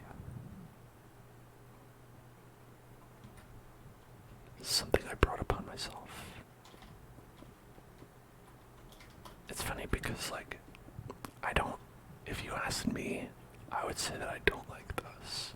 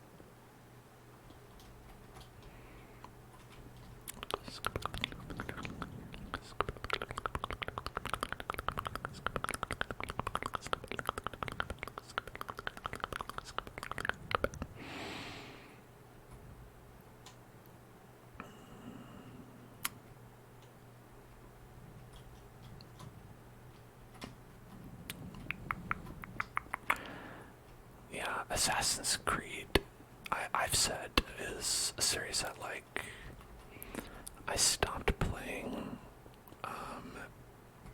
because the games were, like, overlong and not giving me, you know, they weren't sparking joy with me. Around the time Assassin's Creed 3 came around, and it's not just because of 3, I think it was because it was, like, Assassin's Creed, Revelations was real hard for me to get through, and Assassin's Creed 3 was more the same thing. Like, I enjoyed Assassin's Creed 2 and Assassin's Creed Brotherhood, and then after that it was just like I was like, well, this is the same game, and you know, the gameplay wasn't evolving or satisfying enough for me to stick with it. Like, I think if it was like really a satisfying sort of gameplay, then I probably would have stuck with it for a little bit longer, but as it stood, I was like, no thanks.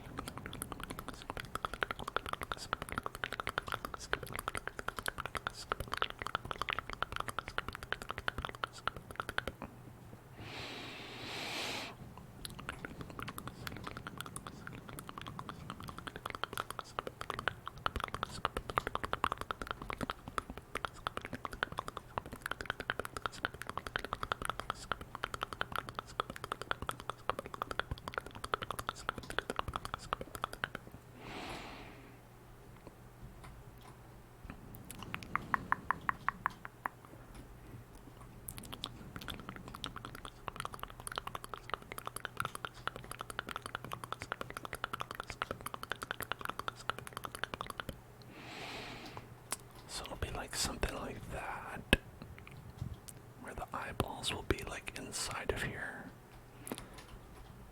So if we had these come out. Yeah, I agree, Blood Sky. They became very samey.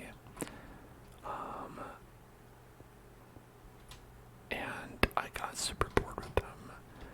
And I know that they've sort of had what some people consider to be like a renaissance with games like Odyssey and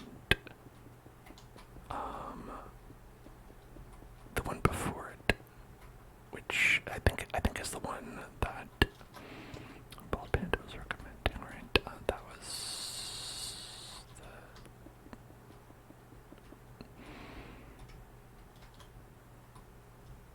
I think those two are the ones that are like considered to be really different. Yeah, Origins was before. Okay, yeah, so Origins was first, and then Odyssey. Yeah, and so for me, I've heard that, but the thing that's kept me away from them is that a lot of people say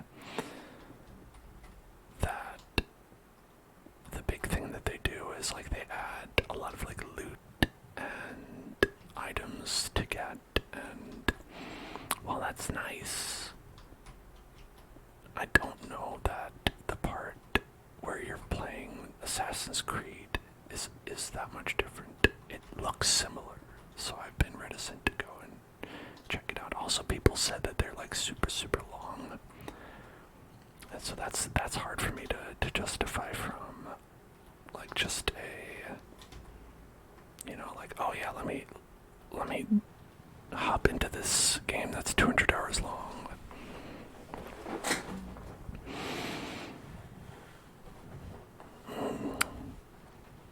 You loved Unity and Syndicate. What I've seen of Unity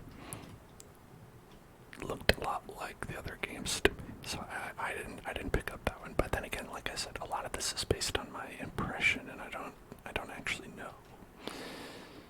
So don't take it as a criticism, or as like a gut feeling that I got.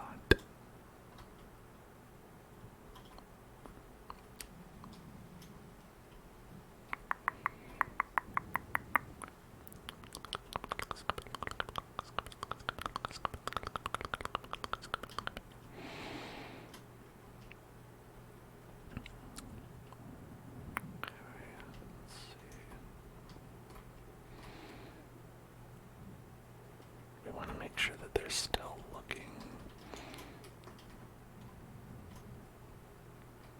angry.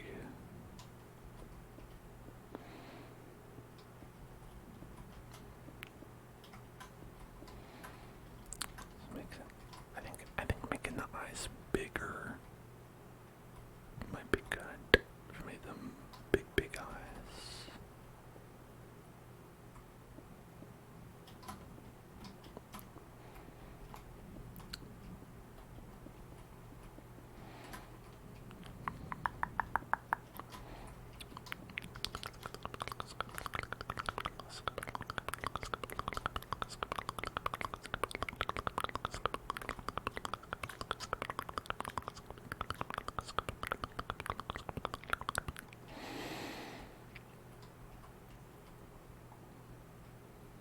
You know, one Odyssey that doesn't disappoint, and that's Super Mario Odyssey. That game's pretty great. Let me tell you, you guys heard about this Mario guy. He jump into the sky and go wahoo. And folks, I can't get enough of this guy. They gotta make some more video games about this Mario man. Ever since that movie came out, I've been interested, and I feel like they could make a couple of games with this guy in it. That'd be pretty neat. Super Mario Odyssey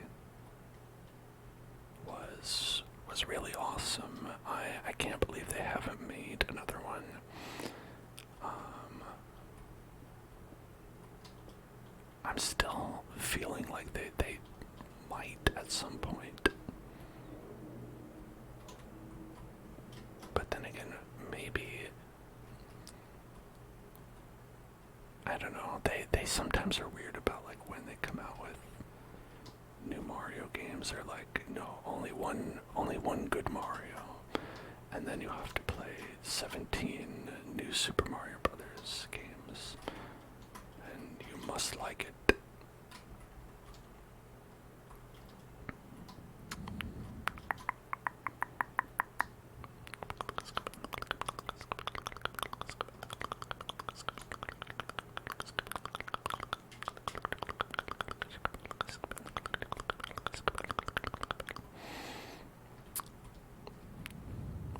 Alright, so then if we were to get, let's see, yellow, do we want yellow concrete or do we want like glowstone? Glowstone might be good.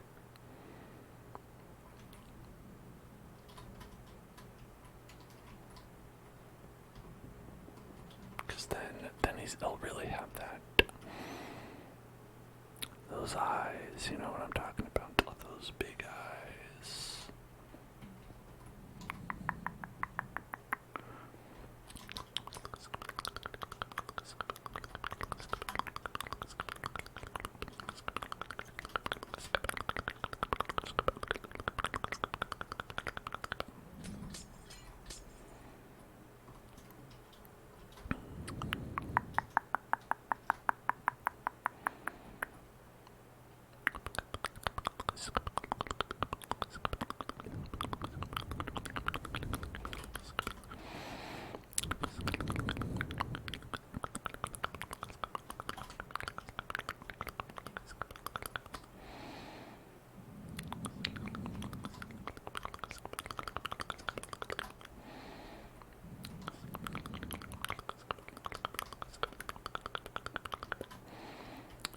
Around like this.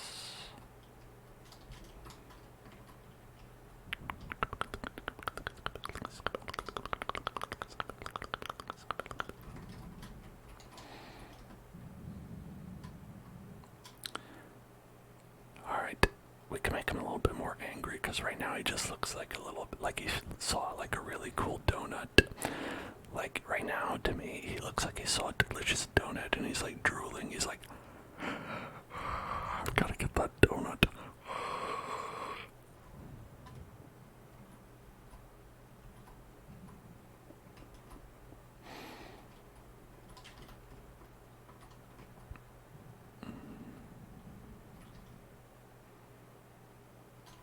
He loves that donut, and that donut is called Terminatown. Terminatown donut. What's that donut? Gotta get that donut. Okay.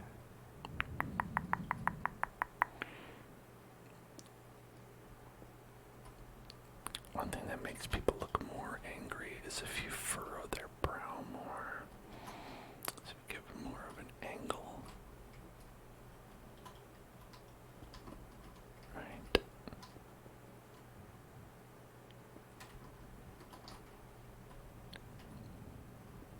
Maybe like this.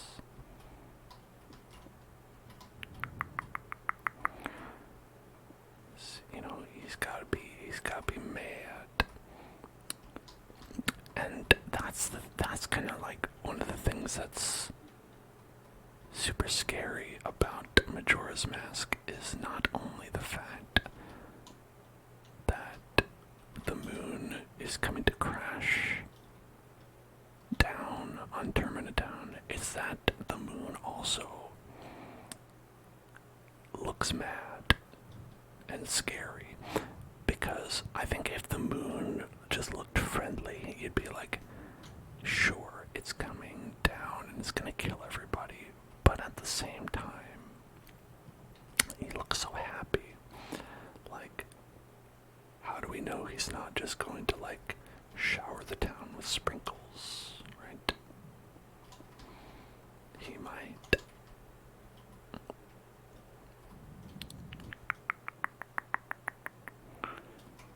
saw the moon coming at Earth out of your window, you wouldn't be scared.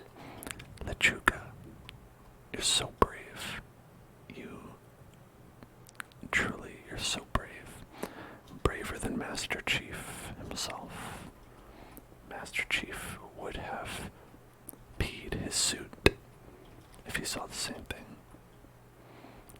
Of course it would be fine because obviously Master Chief has an automatic urine cleanup system in his suit, but he would have peed his suit, and that's important.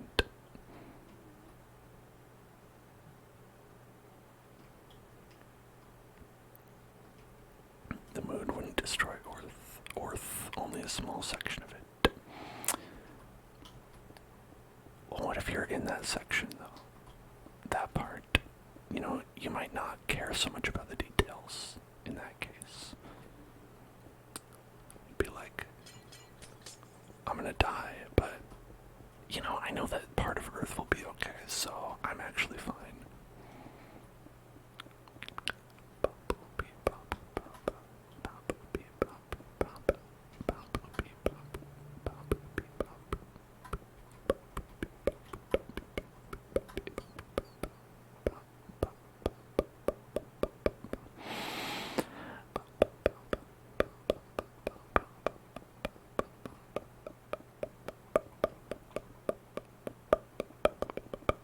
As long as it hits Florida, you don't care if you're hit.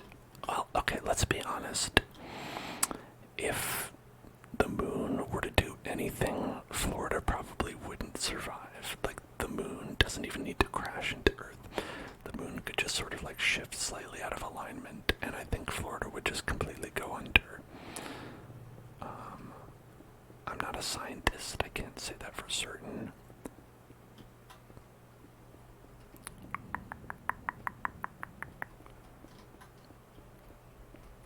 But like, Florida is like in a very tenuous relationship with its like existence on this planet. This isn't even really like a condemnation of the people who live there. It's just, I think that's just a geographical certainty. It's very flat and very close to the water. No, I don't like this one.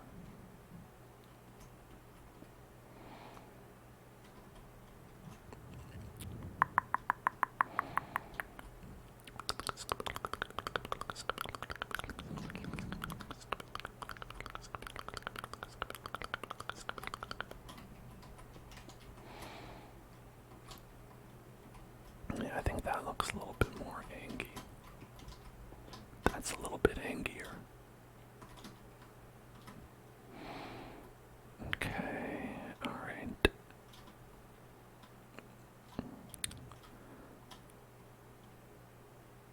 He definitely looks mad, right? Hey, Lethal Germ, thank you. Thank you for subscribing. Congratulations on getting a quarter.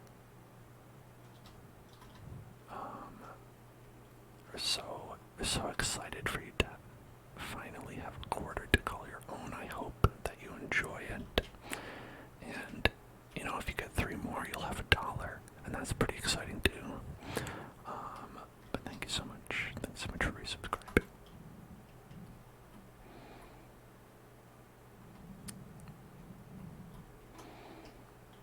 Okay, so I think the mouth is working for me here. I think the nose is working. I'm not entirely sold on the eyes. Like, the problem is, like, you want them to look scary from down below.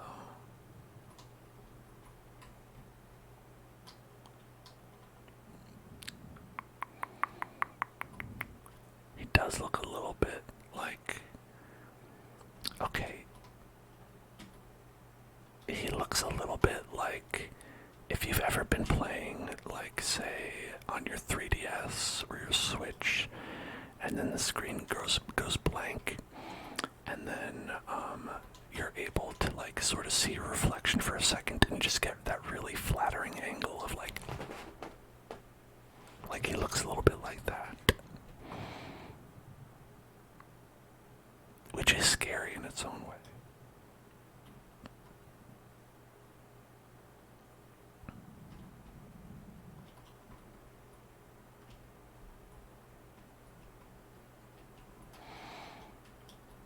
don't feel called out. That happens to everybody. I think like it. I think the face needs to be bigger on the moon. I think that's the problem.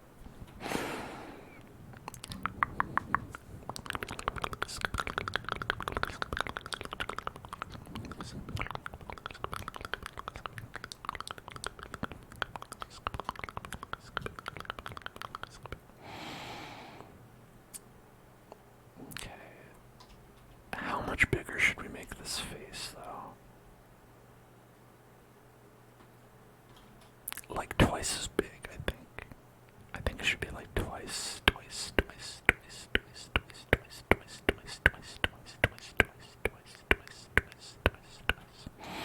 The eyes need red outlines.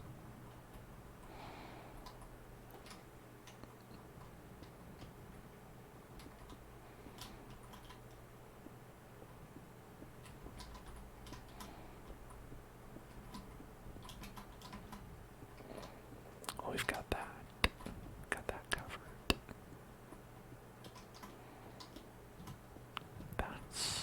That's a can do. That's a 10-4 can do. There, now he loves blood. Multiply the moon's size by 5. Okay. Alright, let me do that. Okay, so we're gonna type in moon dot size multiply 5 server metrics code base ext 93 exe. All right. Okay, so I think that did it.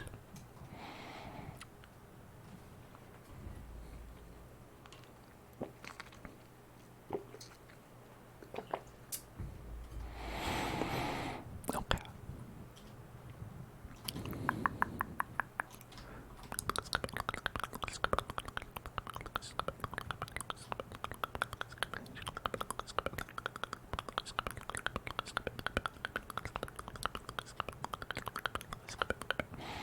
Okay, so currently the mouth is 1, 2, 3, 4, 5.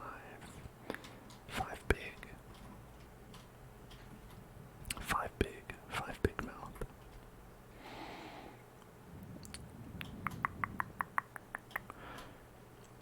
So let's make this be the bottom of the mouth. The mouth bottom. The mouth bottom.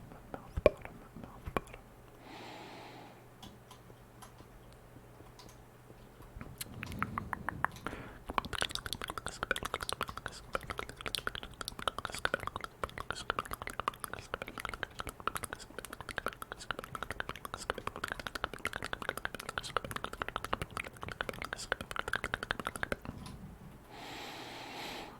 Yeah, and then we're gonna want mouth width to be big as well. Big width, big width, big width.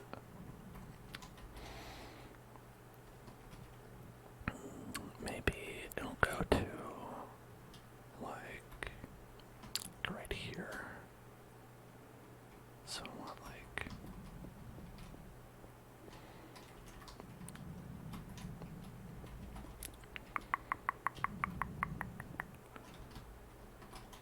that. 2, 3, 4, 5, 6, something like this. Okay. Big mouth, just like that show on Netflix that no one's ever watched. That show that is sitting at 0 views on Netflix, Big Mouth. It's weird. It's weird that they have a show that no one has ever seen before, and yet has 7 seasons. But that's Netflix for you. It finally got canceled.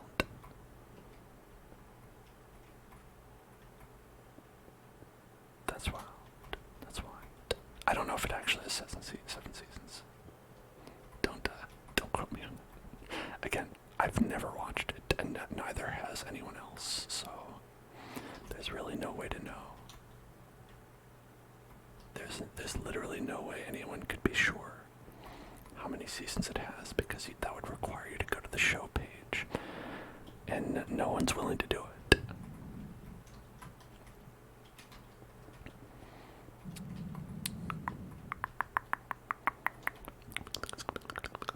6 seasons.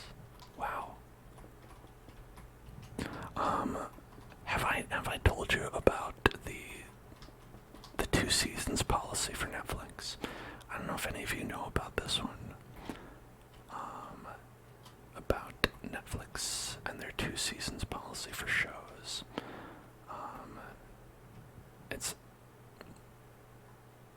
It's actually ridiculous, because what they will do is they will sign a show up for 2 seasons, whether or not it needs one, a second season. They'll sign shows up for 2 seasons because their data, last I heard, has told them that people sign up for Netflix to watch a show, and they'll stay signed up if there's a season 2. So they'll stay and watch the season 2. And their data says that after that, they've got them. People are too lazy to cancel. So they'd never make 3rd seasons of shows, more or less. So there are just an immense quantity of Netflix shows with 2 seasons, and only 2 seasons, and then are immediately canceled, because they're like, listen, we know it's not going to make a difference. The people who signed up to watch this show have already stayed on long enough. And guess what? That's not going to change. We could make another season of the show, sure. They'd love that, sure. But is it going to get them to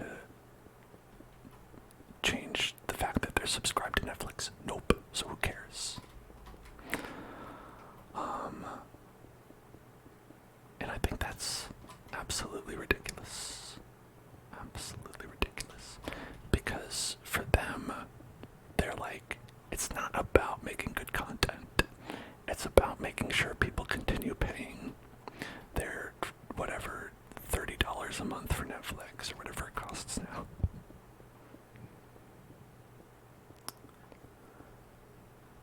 Zombies is pretending that they've seen Big Mouth, but we know that's not possible.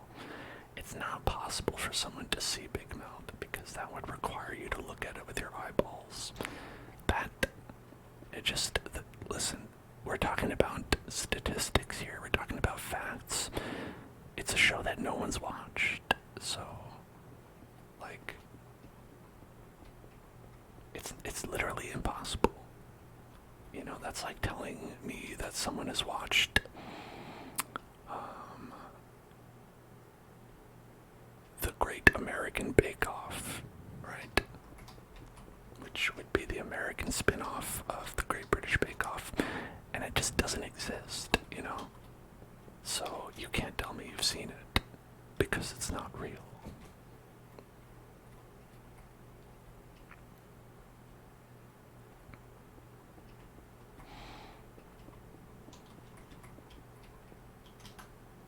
There isn't an American Bake Off.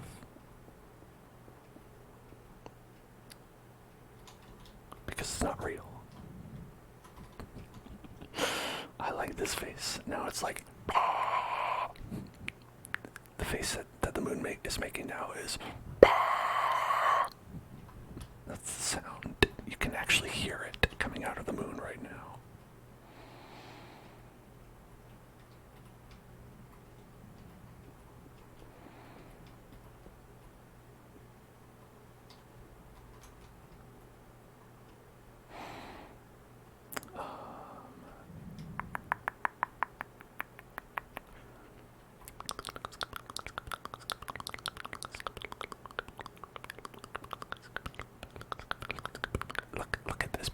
making up details about a fictional American Bake-Off show. Like, it's very funny. You're all very creative. I'll say that you're creative. I don't know how you come up with this stuff though.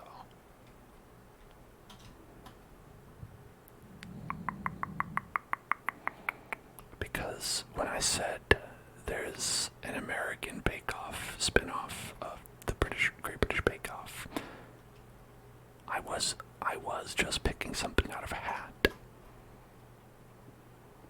I was thinking of just, oh, what's one thing that just doesn't exist?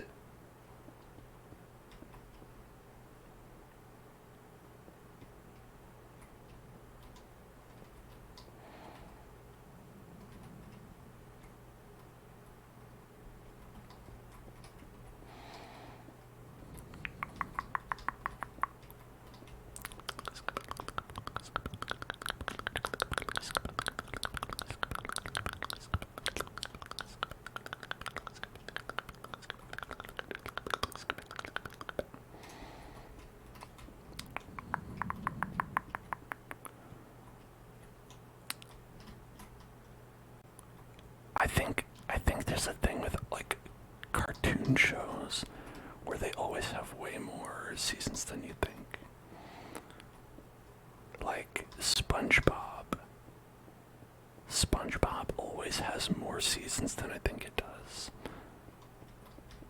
Like, I think they must be on like season 30 of SpongeBob now.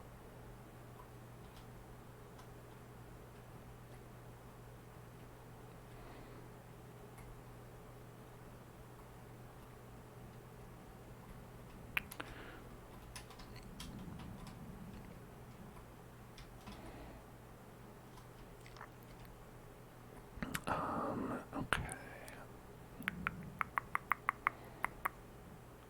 13. 13 is still wild. I guess it's not fully at, like Simpsons level. But to be fair, Simpsons didn't come out while I was a child.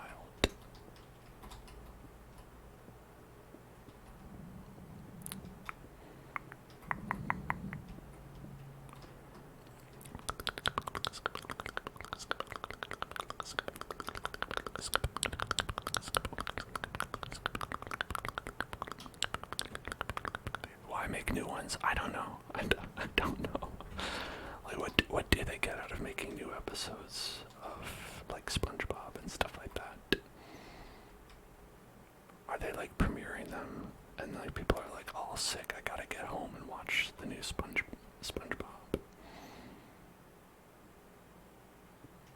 I mean, they're still making movies as far as I know, so maybe that has something to do with it.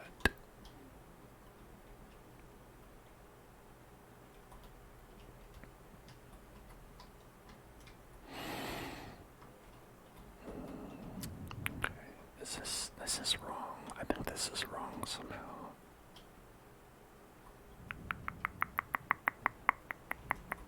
Also, I think his teeth are kind of square as well. Yeah, he has kind of like flat teeth, not fangs. Doesn't have that moe look.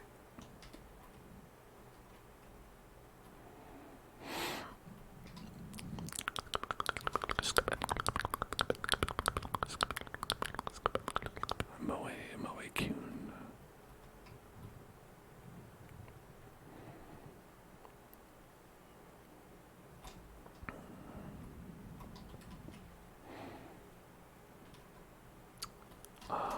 Yeah, I think the only like the only show out there that the only animated show out there that I think is actually like people should not watch it because it is a bad show that is made for bad people is Rick and Morty. It's hard to say.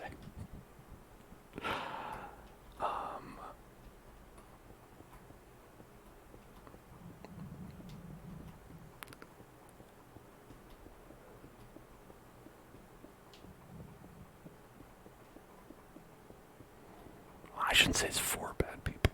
It's by bad people. Well, bad person.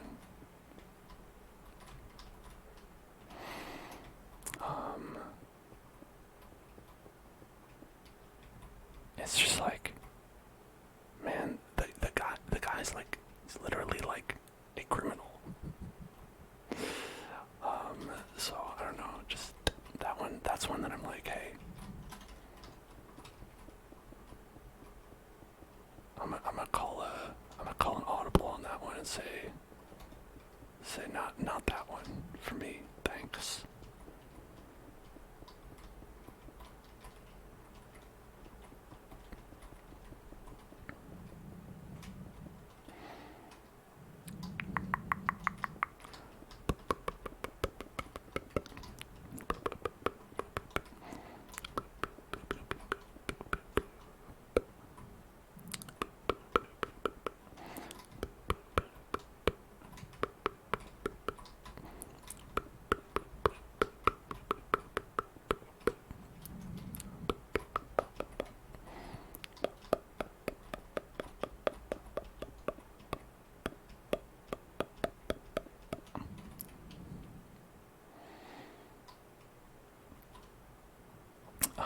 I actually don't watch, I don't think, too many comedies that are on nowadays.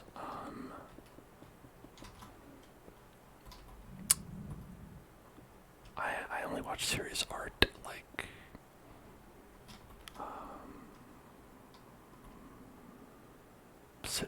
Citizen Kane, and mostly that, just on repeat. The TV show, obviously, they made a great cartoon.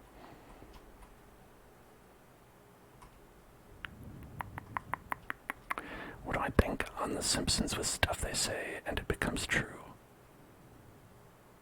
Wait, is there sort of a Nostradamus aspect to The Simpsons that I'm not aware of? I thought it was a comedy show that just had jokes and stuff. Have they been branching out into sort of like tea leaf reading and tarot and stuff like that? I mean taro, like taro drinks. He's making nice drinks.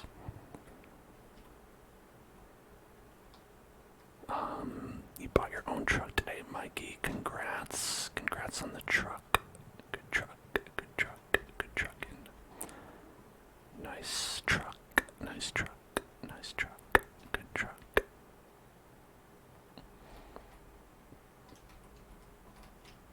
I'll go like this.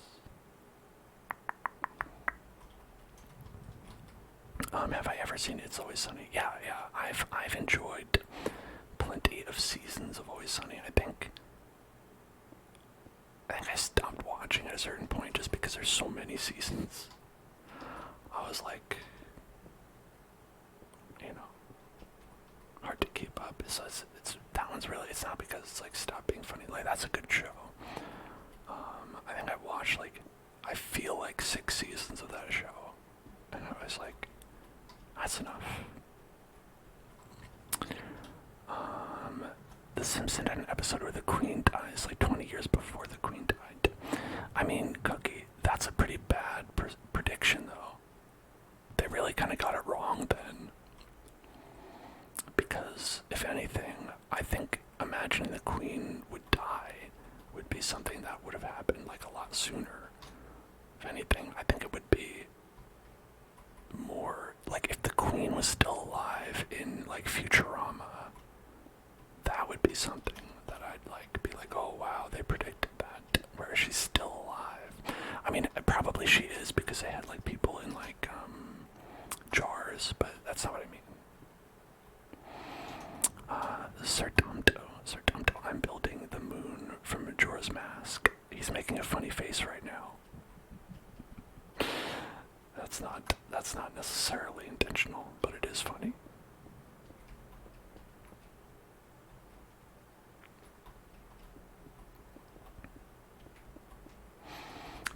makes him less intimidating when he's like this. It's like, oh, I'm gonna crash into you. But yeah, so like predicting that the queen will die is like predicting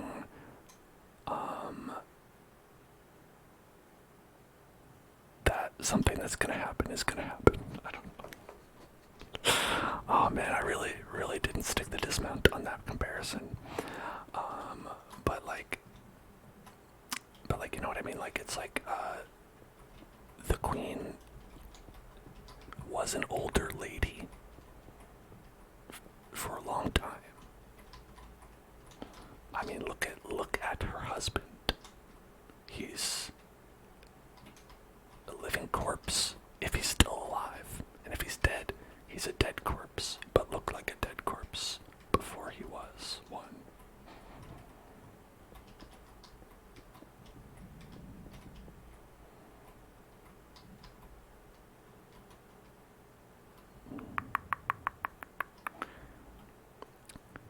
Did I know that the cast of Always Sunny was invited to the 2016 Pride Parade and they looked absolutely awesome? I didn't know that. What? Was it just the 2016 one? Why didn't they invite them to the other ones?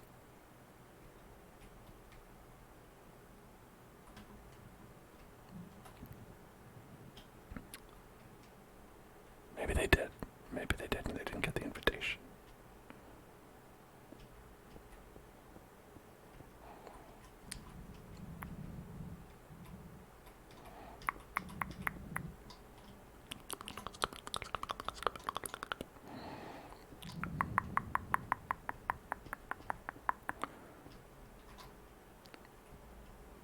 Well, I'm glad they had a good time.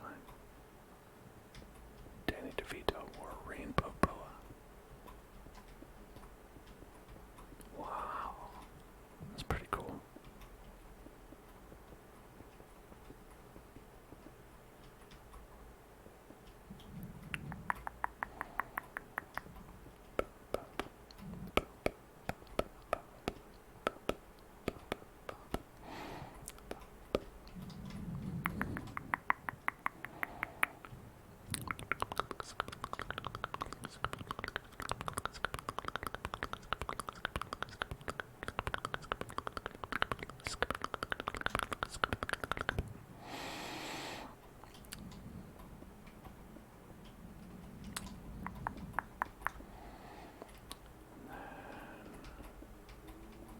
Back these up.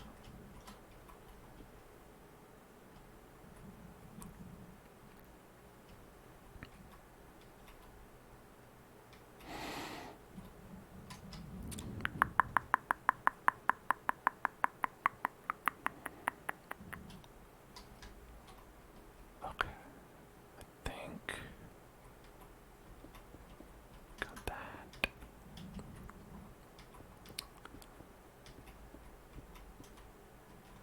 Okay, got this one. I think for right now, just for like, because it's easier, I want to like do like each tooth goes back a block. Back a block, back a block, back a block.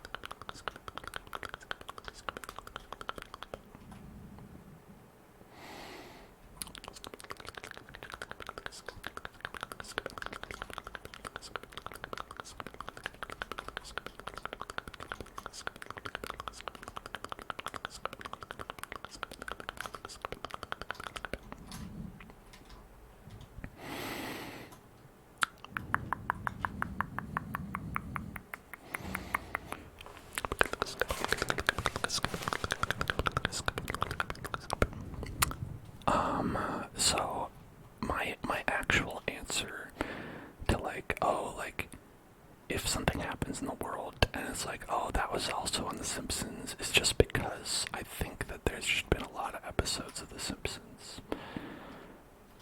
like where, you know, it's like there's a good chance that if something happened, there's just been so many episodes that, like, there's like a not bad chance that whatever it is you're thinking of was an episode of The Simpsons, just because, like, they had to put something in there, you know? They had to put some kind of...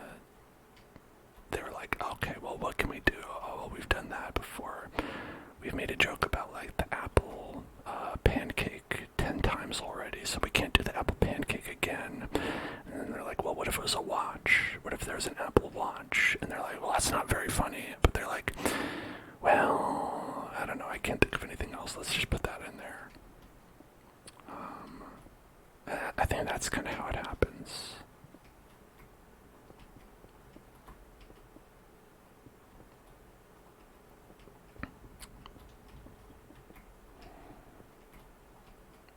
You know, that's my best guess.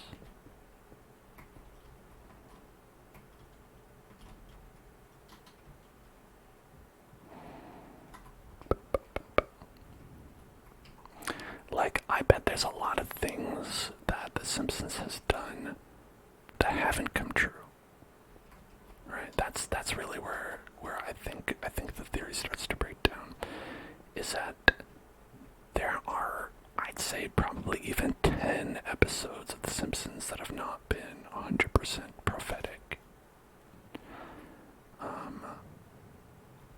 At least 10, maybe even 11.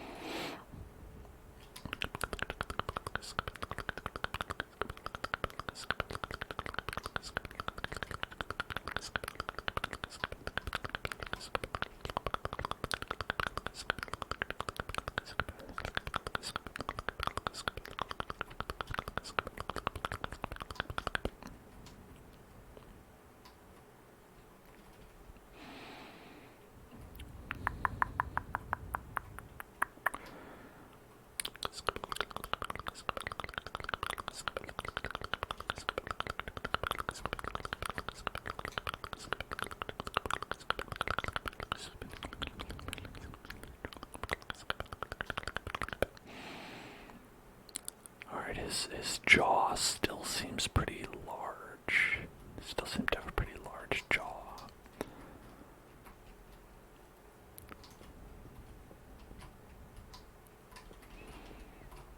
But this is an artist's interpretation of the Majora's Mask moon. It's not, it's not 100% accurate. Not like The Simpsons. Not like how The Simpsons is 100% accurate. This is less accurate than The Simpsons.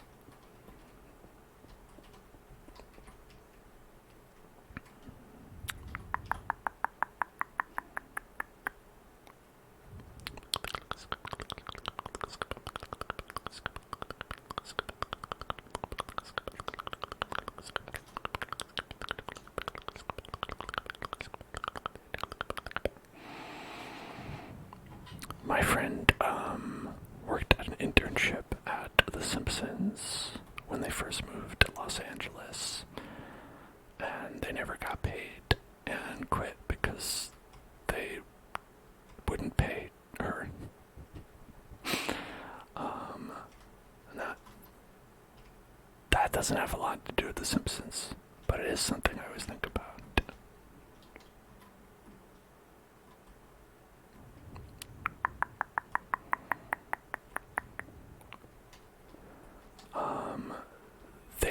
Their explanation for it was like, they were like, hey, you've been going to the doctors too much. And then she's like, I have Ehlers-Danlos syndrome. And they're like, well, who cares? And then I don't think they said that, but their actions said that. And that's pretty fucked up.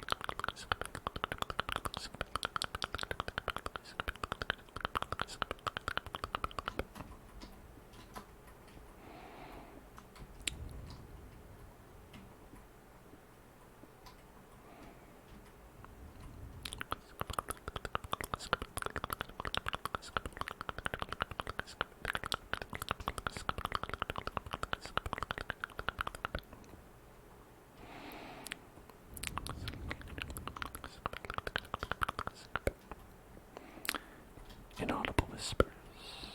Okay. Yeah, yeah, just anyway. I mean, there's like a lot of like companies out there that like will hire you on as an intern.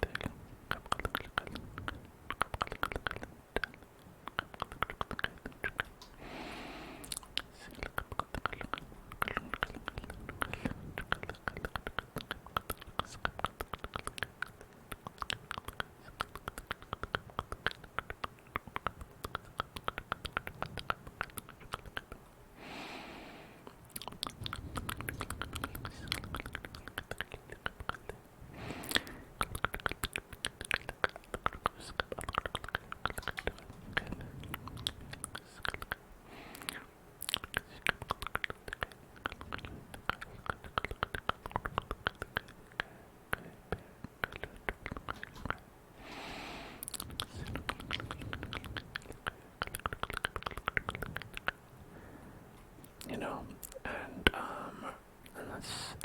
it's why I really don't trust.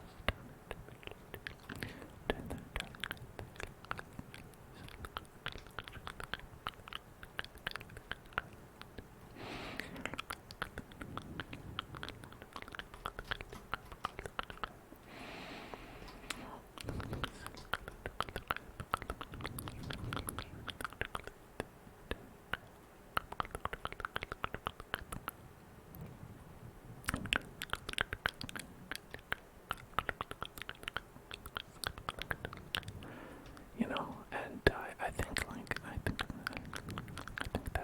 that there's like specific companies that I think really you need to be on the lookout for, and those companies by name are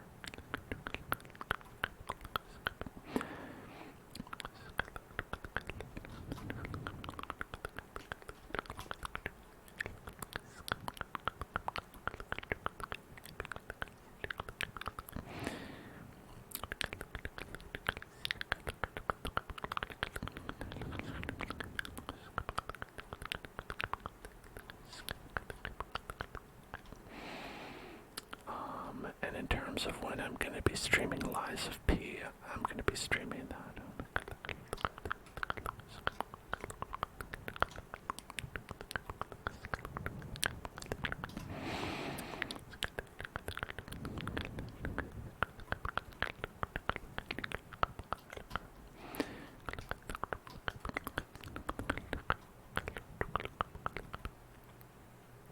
No, I'm going to be streaming that on Thursday.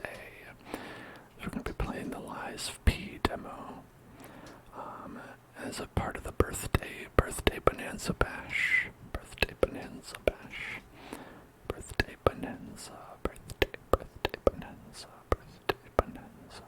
Birthday bonanza bash. So that'll be fun.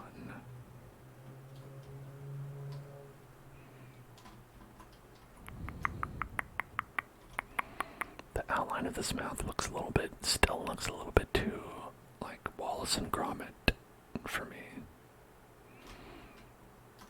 It's like if Majora's Mask was made by British claymation and animators.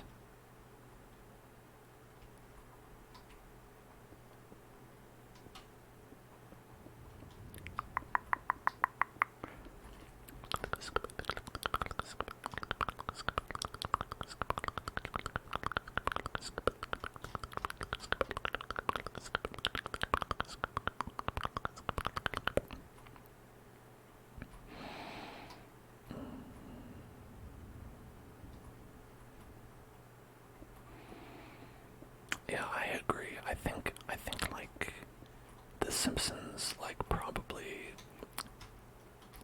like guessed that several people would become president, some of whom have not become president as well.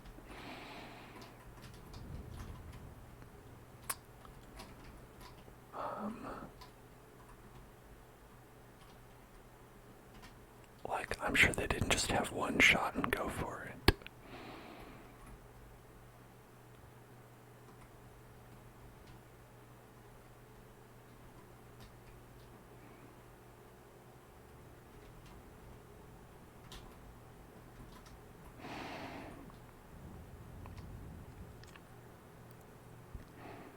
Let's see. This Majora's Mask moon, it's like, it's wild what it does with like, it's like you're, like, it has a specific perspective to it.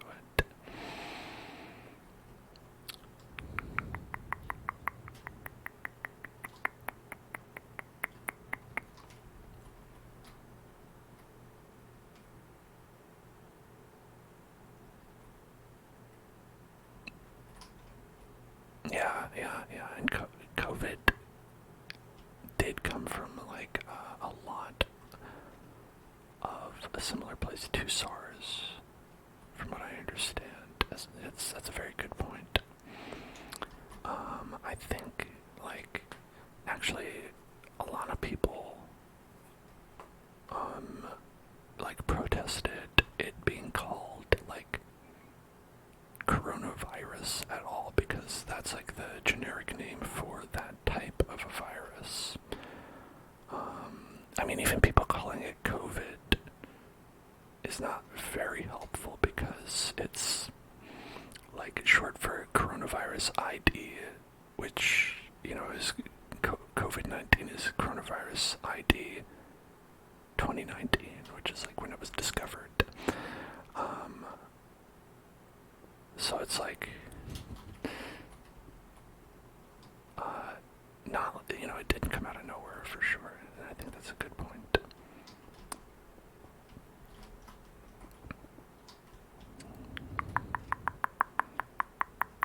I also remember there was like a long time when people like were really like not sure what they wanted to call COVID.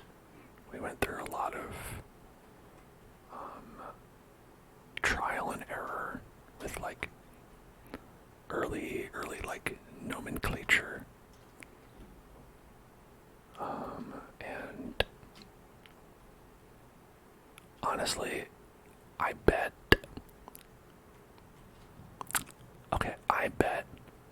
the same thing happened with what we call the Spanish flu, which is what we now call just the flu, which is a similar disease that kind of like stuck around, where flu is a pretty generic name, and then just to call it the flu really kind of probably was not very helpful for anybody at the time. So I wouldn't be surprised if there's like a similar like thing where people were like, hey, you know, don't call it this because that's not helpful. I mean, there also was, you know, we don't need to get into like all like the racism and stuff like that around the naming of diseases as well. That's also a thing, and that sucks. But just in the taxonomy of like, hey, what do you even call this thing when you're not trying to be racist? Ends up being a difficult point for a lot of people, because you need something that's pretty easily identifiable with something that is so prevalent. And that can be hard to get.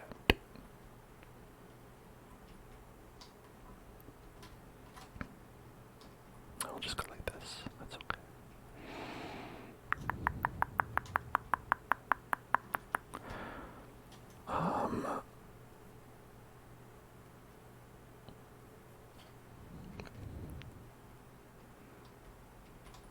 Yeah, no, there's like, if people don't know about that, there has been a real problem that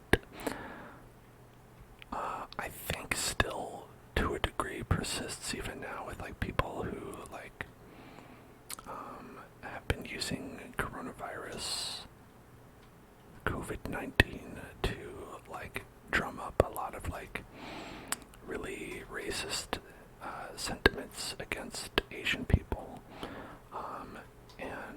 That's why there were like a lot of like campaigns about like stop Asian hate and stuff like that, and that stuff was in a lot of ways as bad or worse than COVID-19 itself.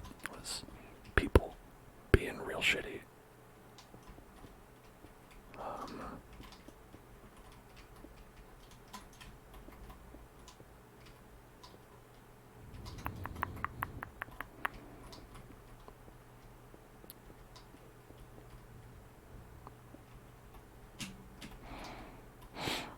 Yeah, now we can't see an eye through the other socket. That's probably good.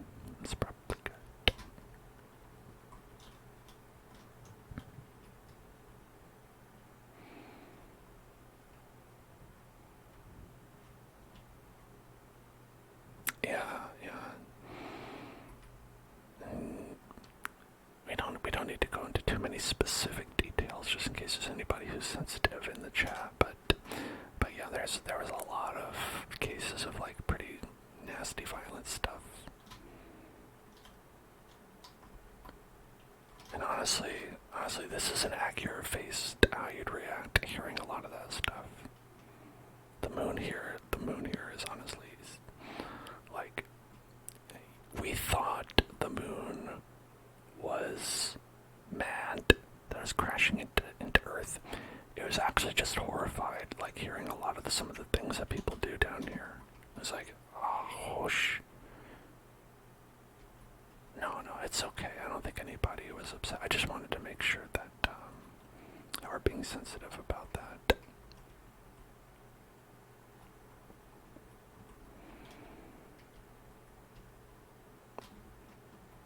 Okay.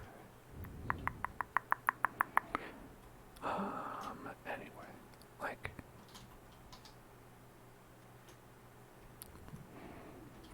I'm gonna look at some other pictures. I think staring too much at the same picture from the same angle can make it hard to... Okay, alright, I've got a different angle on it here. That should help, I think.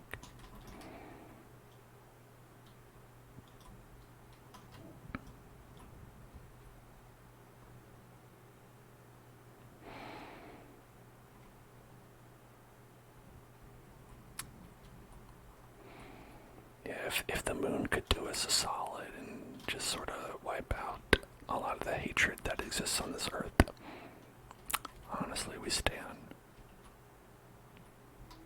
The moon needs to see a dentist. Well, I mean, look at these pearly whites, though. Pristine. My teeth don't look this shiny white. I mean, it's true, like, maybe they got a little, like, orthodontic, spacing issue with the teeth. Blood's guy's pointing out that the teeth are very straight and white. Yeah, you're right, maybe they aren't great. Now that you mention that, maybe they could have, there are some improvements that can be made. They do have a massive overbite, yeah, overbite like that.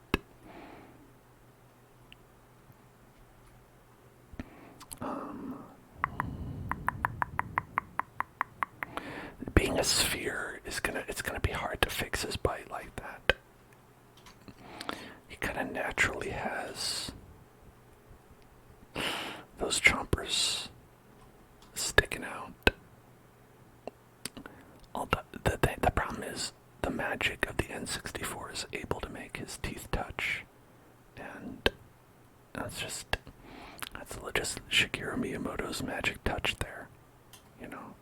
I could never. I think one thing we can do,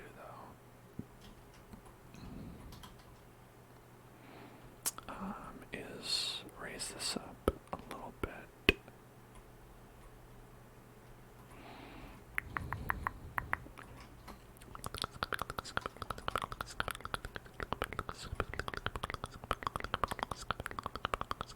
From a distance, the teeth aren't going to matter too much.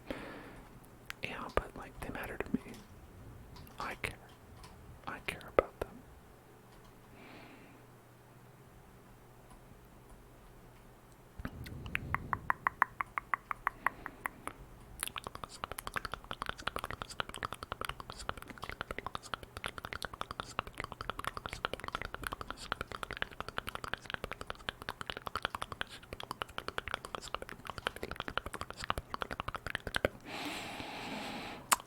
let's make his eyes a little bit bigger as well.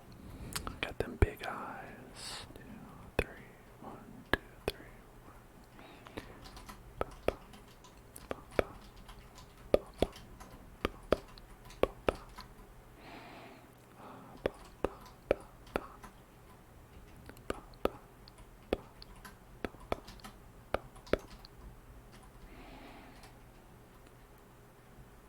Give them big eyes. Big, big, big, big, big, big, big, big, big, big, big, big, big, big, big, big, big.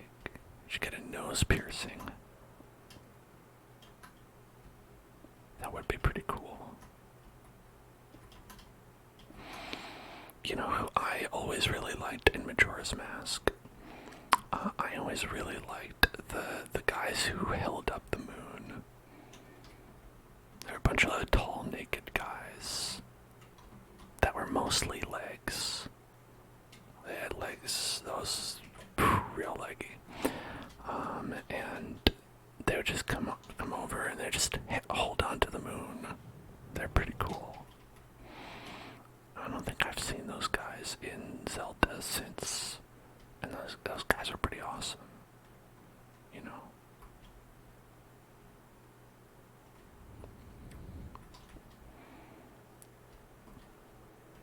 Okay.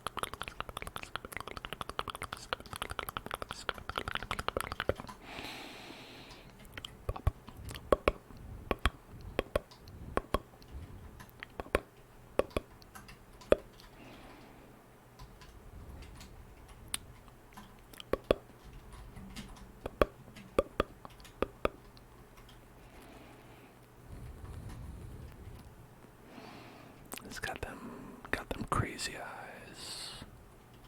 Crazy eyes. 'Cause I'm crazy for his eyes.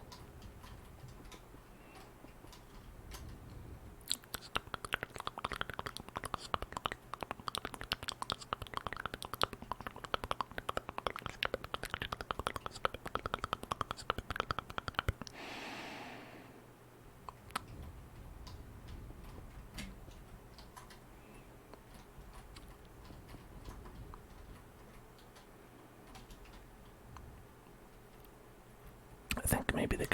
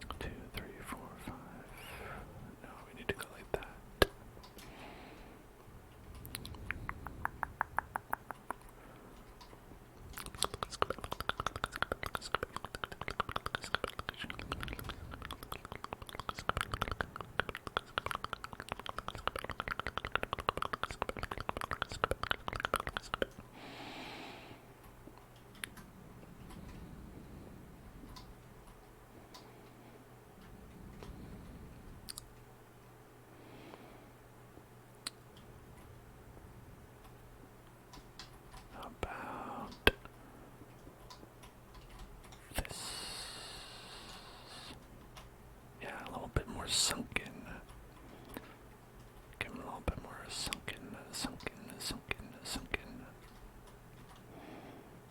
Okay, and then down here.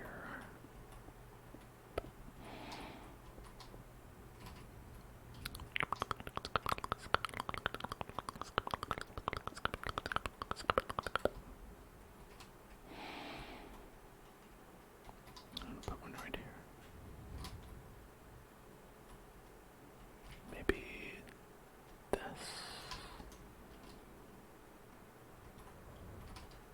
Okay, I think the eyes are starting to take shape.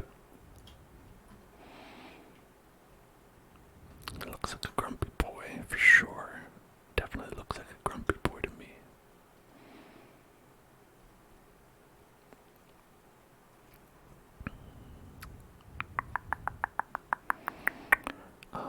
And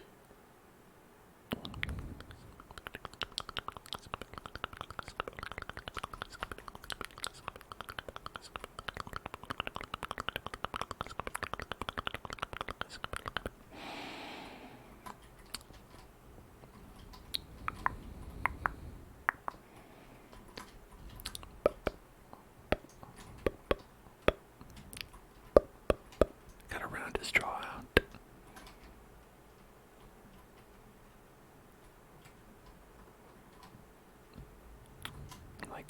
Like the sides or the bottom.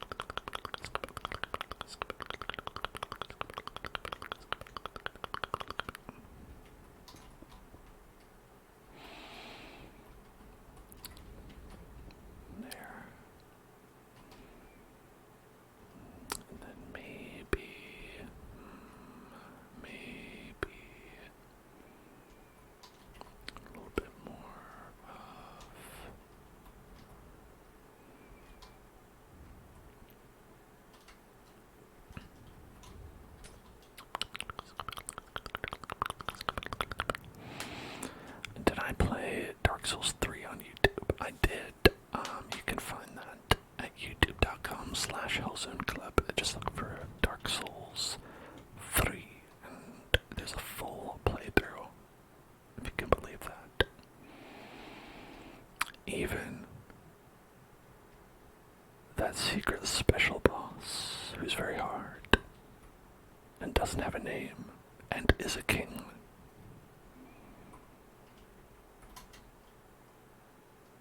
We stand a nameless king. We stand a nameless king.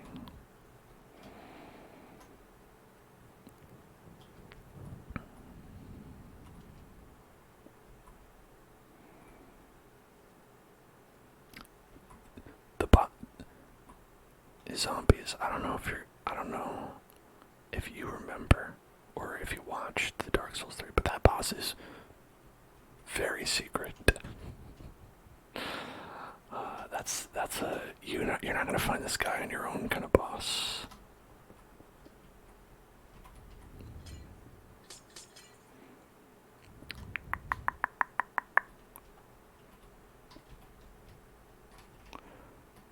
Oh, now he's got googly eyes. Look at that. Now he looks silly. He looks silly. He's got them Google ears.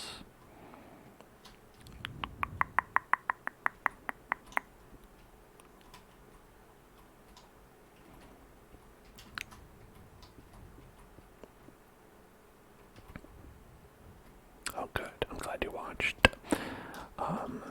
Yeah, for those who don't remember, it's a secret special area you can only find by, like, doing a specific... There's a lot. It's a great successor to the part in Dark Souls 1 where you have to curl up into a ball inside of a bird's nest for 30 seconds and wait for a bird to pick you up.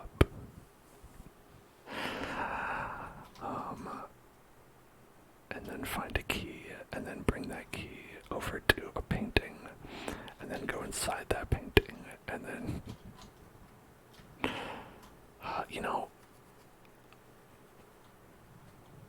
there's a DLC for Dark Souls 1 that I had access to. I just didn't know about it, and I didn't know how to get to it. And I've only seen it in, like, playthroughs I've watched since, where I've been like, hey, this DLC looks pretty cool. I didn't know about this at all when I played Dark Souls 1.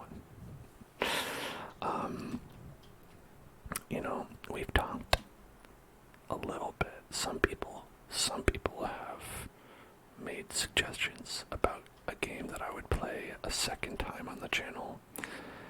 And I think if there's any game I would play a second time on this channel, it would be Dark Souls 1.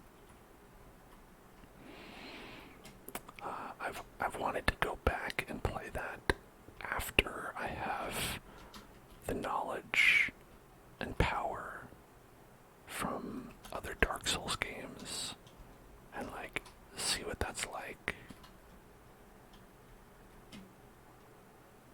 Because that was understandably the first Souls-like game I played.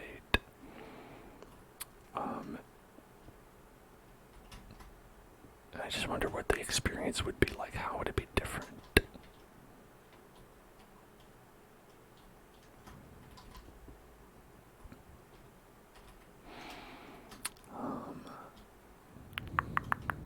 I don't have any plans to do that. I'm just saying. If I did, that's probably what I would pick myself.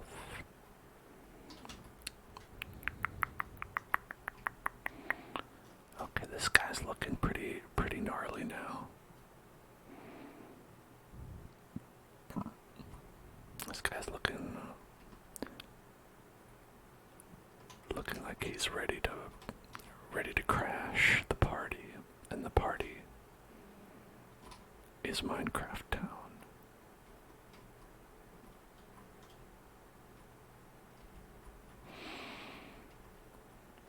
I think our version here does look a little bit more like a happy friend. Like he looks like he's just boisterous, you know? He doesn't look truly terrifying.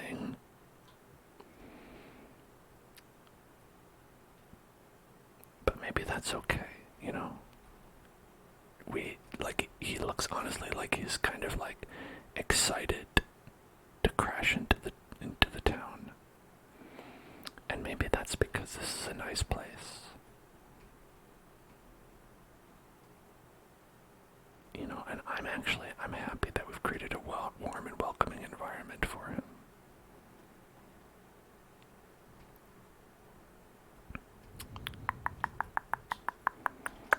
In fact, I think one thing he could use, one thing that might make him feel a little bit even happier than he does already. 1, 2, 3, 1, 2, 3, 1, 2, 3, 1, 2, yeah. Is like, what if he had,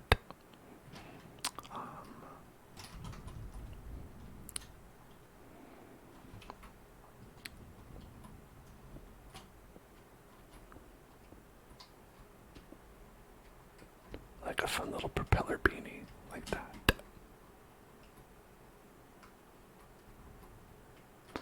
It's like, you don't know about it unless you see it on top, right? It's just a little secret. Yes, this is our creative server. She got like a little propeller beanie hat. Little cute little guy. Propeller beanie hat. No, I think it's gotta be like this. But we'll go with the pole, is that what it's called? Fence. Bar, yeah, that's it. Iron bars.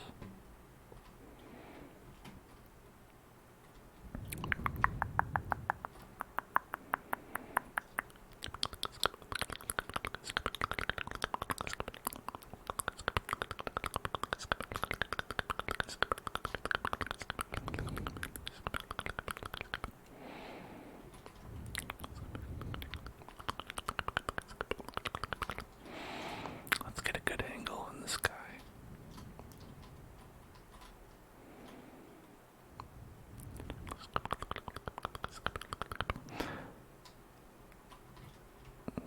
Yeah, I think that's a good angle.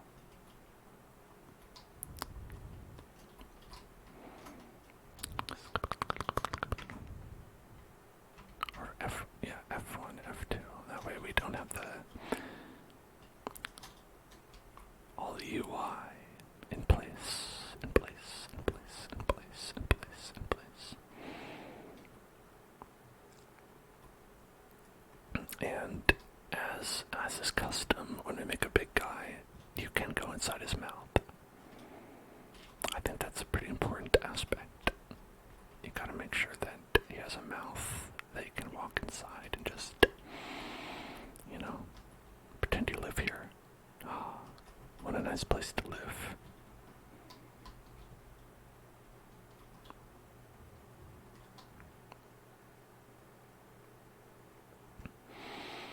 He looks like a real nerd from certain angles, though.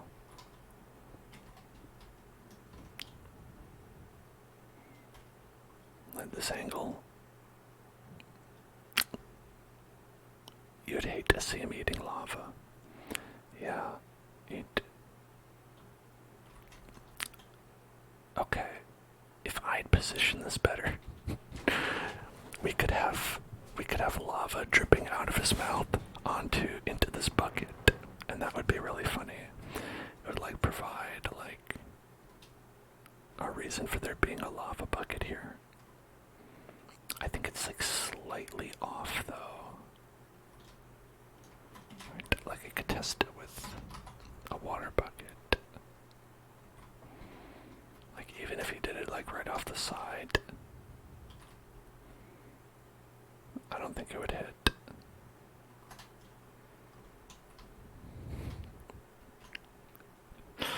This fucking drool coming out.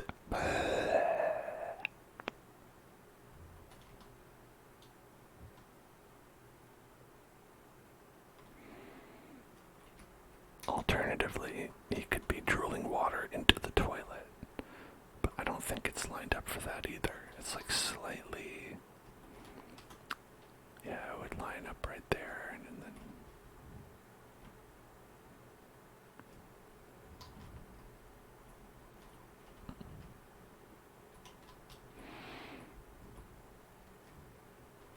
It's like he saw a big hot dog.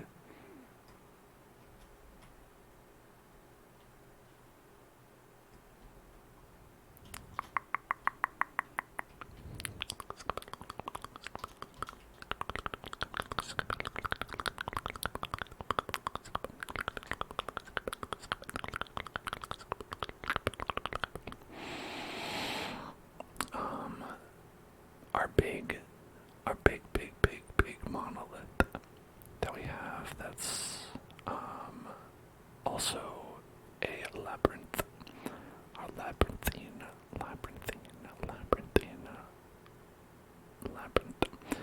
which was actually inspired by Breath of the Wild. Now I'm like, since we have Tears of the Kingdom now, and what they kind of did was they like ripped these in half and sent like half of them like up into the sky. I'm like, man, that would be cool to do. I would have to get World Edit back to an operational status though for that, because moving even parts of this brick by brick would be the entire 4 hours of the stream. Get exactly none of that done. But you know, I think he's a nice little addition here. You can see he's a good friend. He's hanging out above the town, I think, watching and protecting over all these places like the roses, the giant tree, which really doesn't seem that big. We got Yggdrasil here, but it really seems kind of like nothing.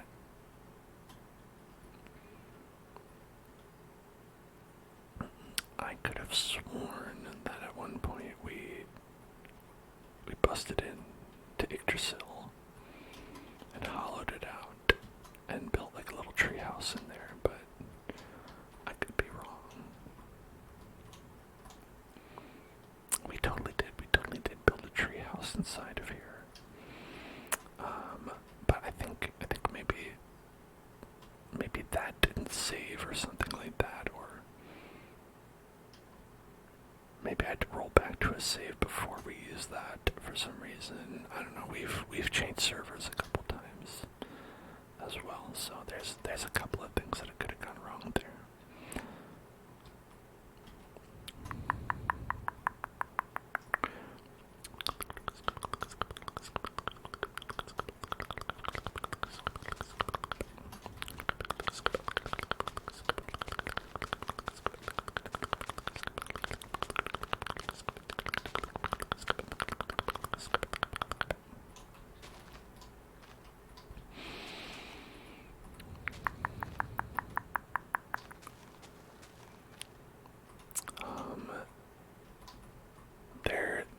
There's this really, I don't know if I'd call it funny thing about this server, just that when it was generated, there was some sort of like error where all over the server are just little chunks where the biomes did not blend properly, and where if you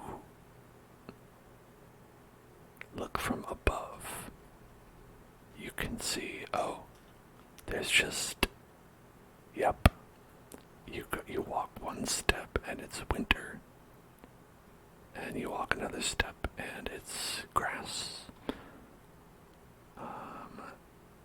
And to this day, I don't know why that's happened, but there are these like biome full stops, almost like it also has like a lot of this where like it'll look like it was gonna continue into a different data, and then just like a slice of the ice biome is here. Like, see, like even like the trees get cut off.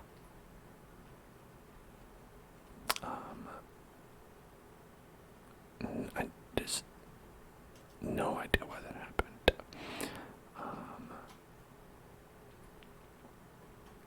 It's something that's always mystified me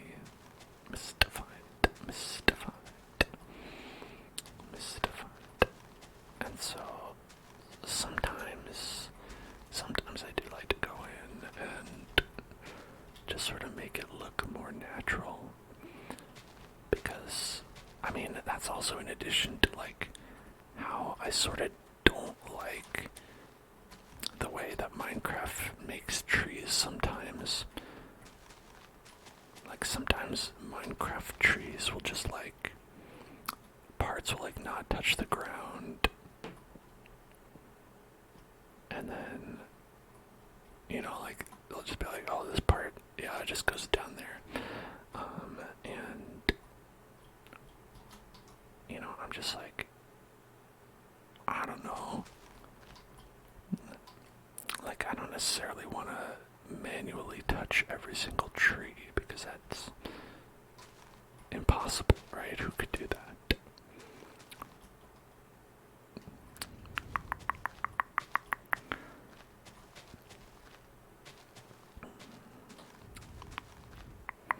But it's one of those things that like bothers you, and then you just like do it a little bit, and then you're like, well, I'd already started, might as well reconfigure every part of the entire world forever.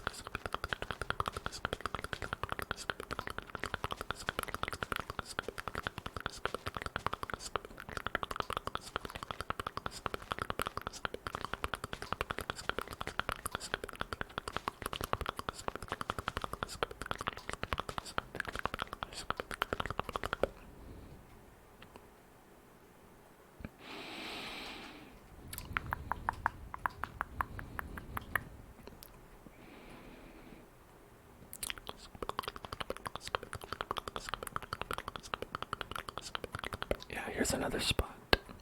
It's just like floomp, straight wall.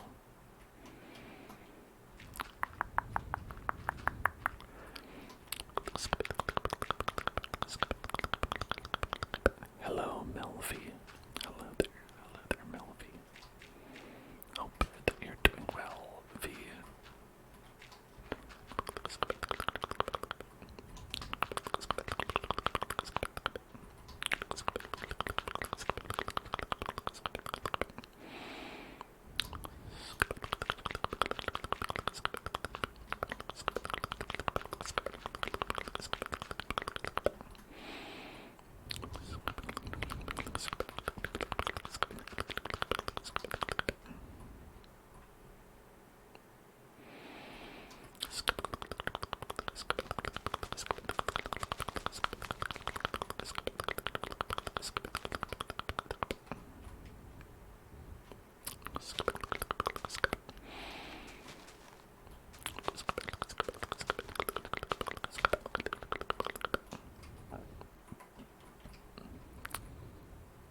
And that's maybe better. That's like maybe better.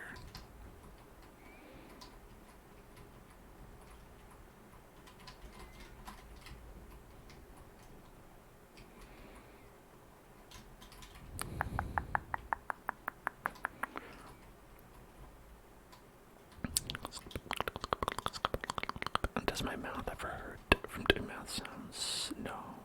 No, it doesn't.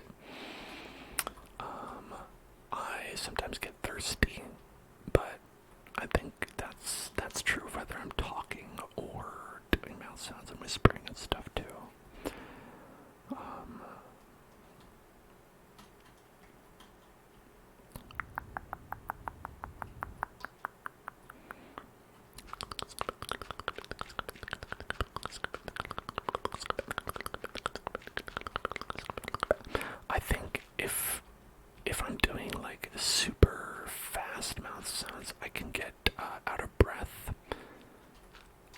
just like, oh, oh, oh. And that's probably the most fatigued I get. It's just when I like make too many mouth sounds too fast, and then I just get tired and out of breath. Gotta work on my cardio, you know.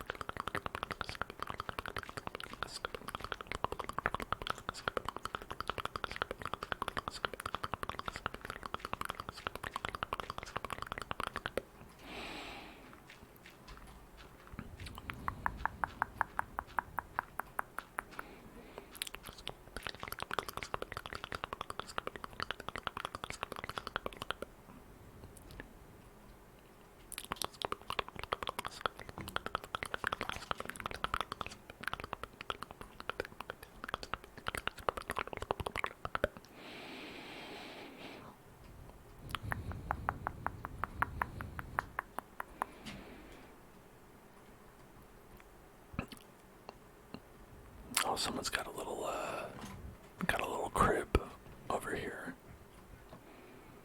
I don't know what this is about. Someone was over here and really didn't want it to be dark. They were extremely anti it being dark. Or what it looks like is that they just like clicked the torch button and just held it down as they walked around. Which is also funny.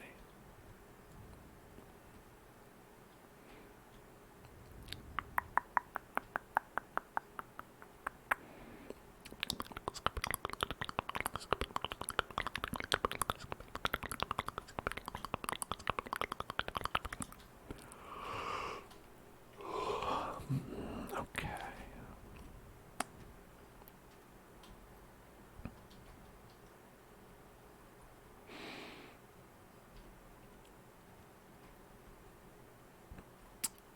I really like the way our cool swordle portal,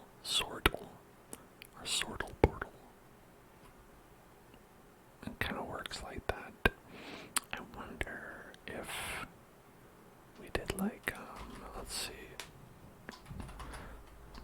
these kind of vines, let's see, we've got vines, weeping vines, twisting vines, one of them. Okay, the twisting vines go up, and then the weeping vines go down, and then the vines they're just vines. I feel like maybe it would be cool if we had like, whoops, like, you know, vines. Let's go down.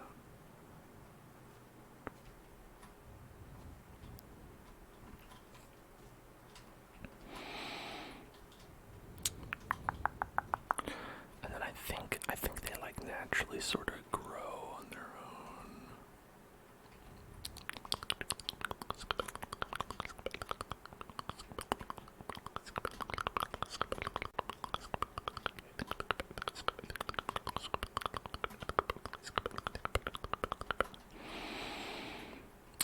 Because I don't know if we've shown this part off yet, but this is the floating city. The floating city, the floating city. The floating city, the floating city, the floating city, the floating city. And it's pretty cool. It's a cool place. And they say it gets colder. If you think it's warm now, wait till you get older. It's our cyberpunk city. Cyberpunk city. Hey, what's up?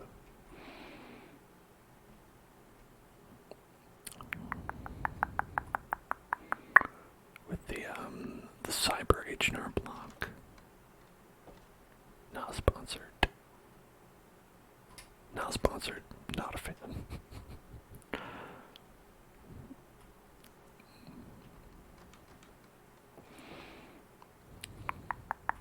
Cyber pawn shop.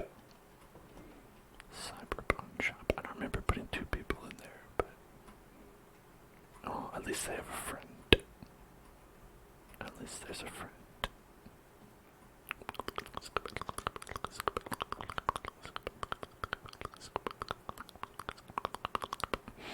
Got a floral salesman and a vegetable salesman. We've got a parking lot,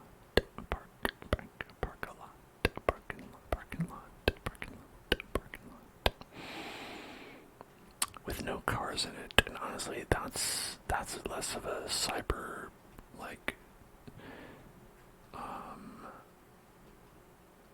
dystopia, and that's like a utopia if you just found like a bunch of free parking spaces.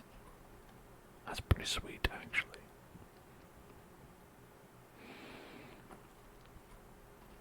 This, I believe, is an apartment, a nice apartment building.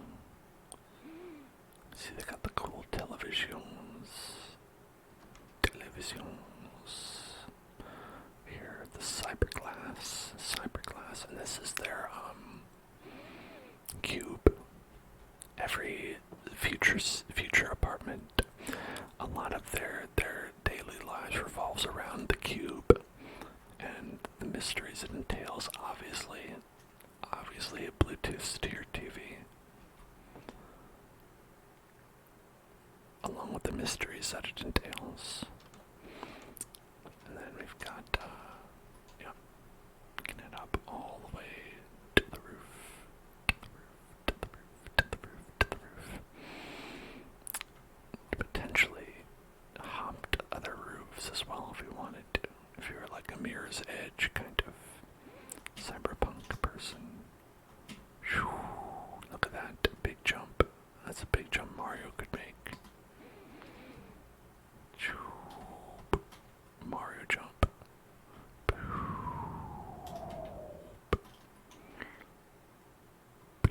And over there in the clock tower.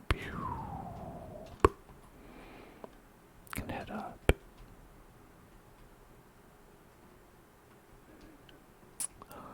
It's a ways up, but listen, they didn't have a cyber elevator, only cyber stairs.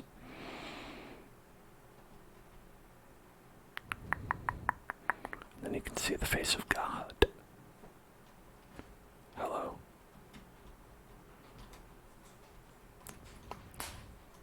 And then, goodbye. Of course, you don't hit all the way. Gotta head over to where Sonic Hedgehog is. Jump off from over there. Okay. Whoosh. Bonk. Look at that. I see. Now this is a great farm. I'm never able to make a farm this good in my survival games. You all know this.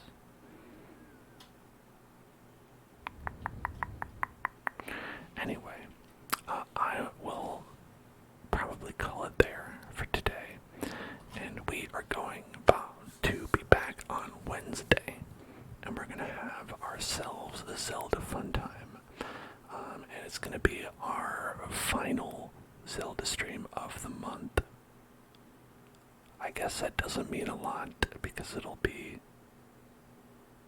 the 28th of the month, but it's technically true. I am going to be away for about a week and a half, right after birthday celebration this week. So next week I will not be streaming Minecraft. I'm so sorry. But we're gonna have a lot of fun on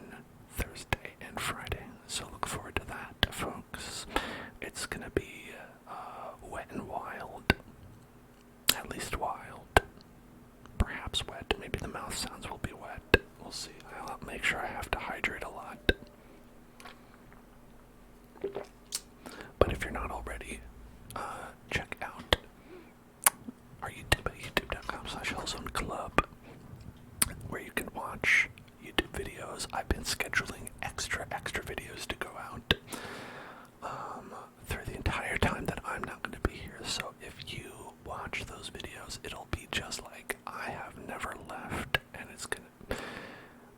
Our special bonus video will be going up.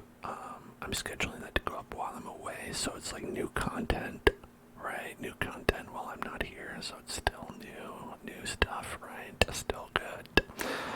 And then you can also check out Discord if you want to hop on this server of Minecraft. You can go to the Minecraft channel for details on how to do that. And Twitter at twitter.com/HellzoneClub. Follow all those deeds. Get hashtag connected or whatever. Alright, so I'll see you on Wednesday. We're gonna have a fun Zelda time. So be there, and I'll see you in hell.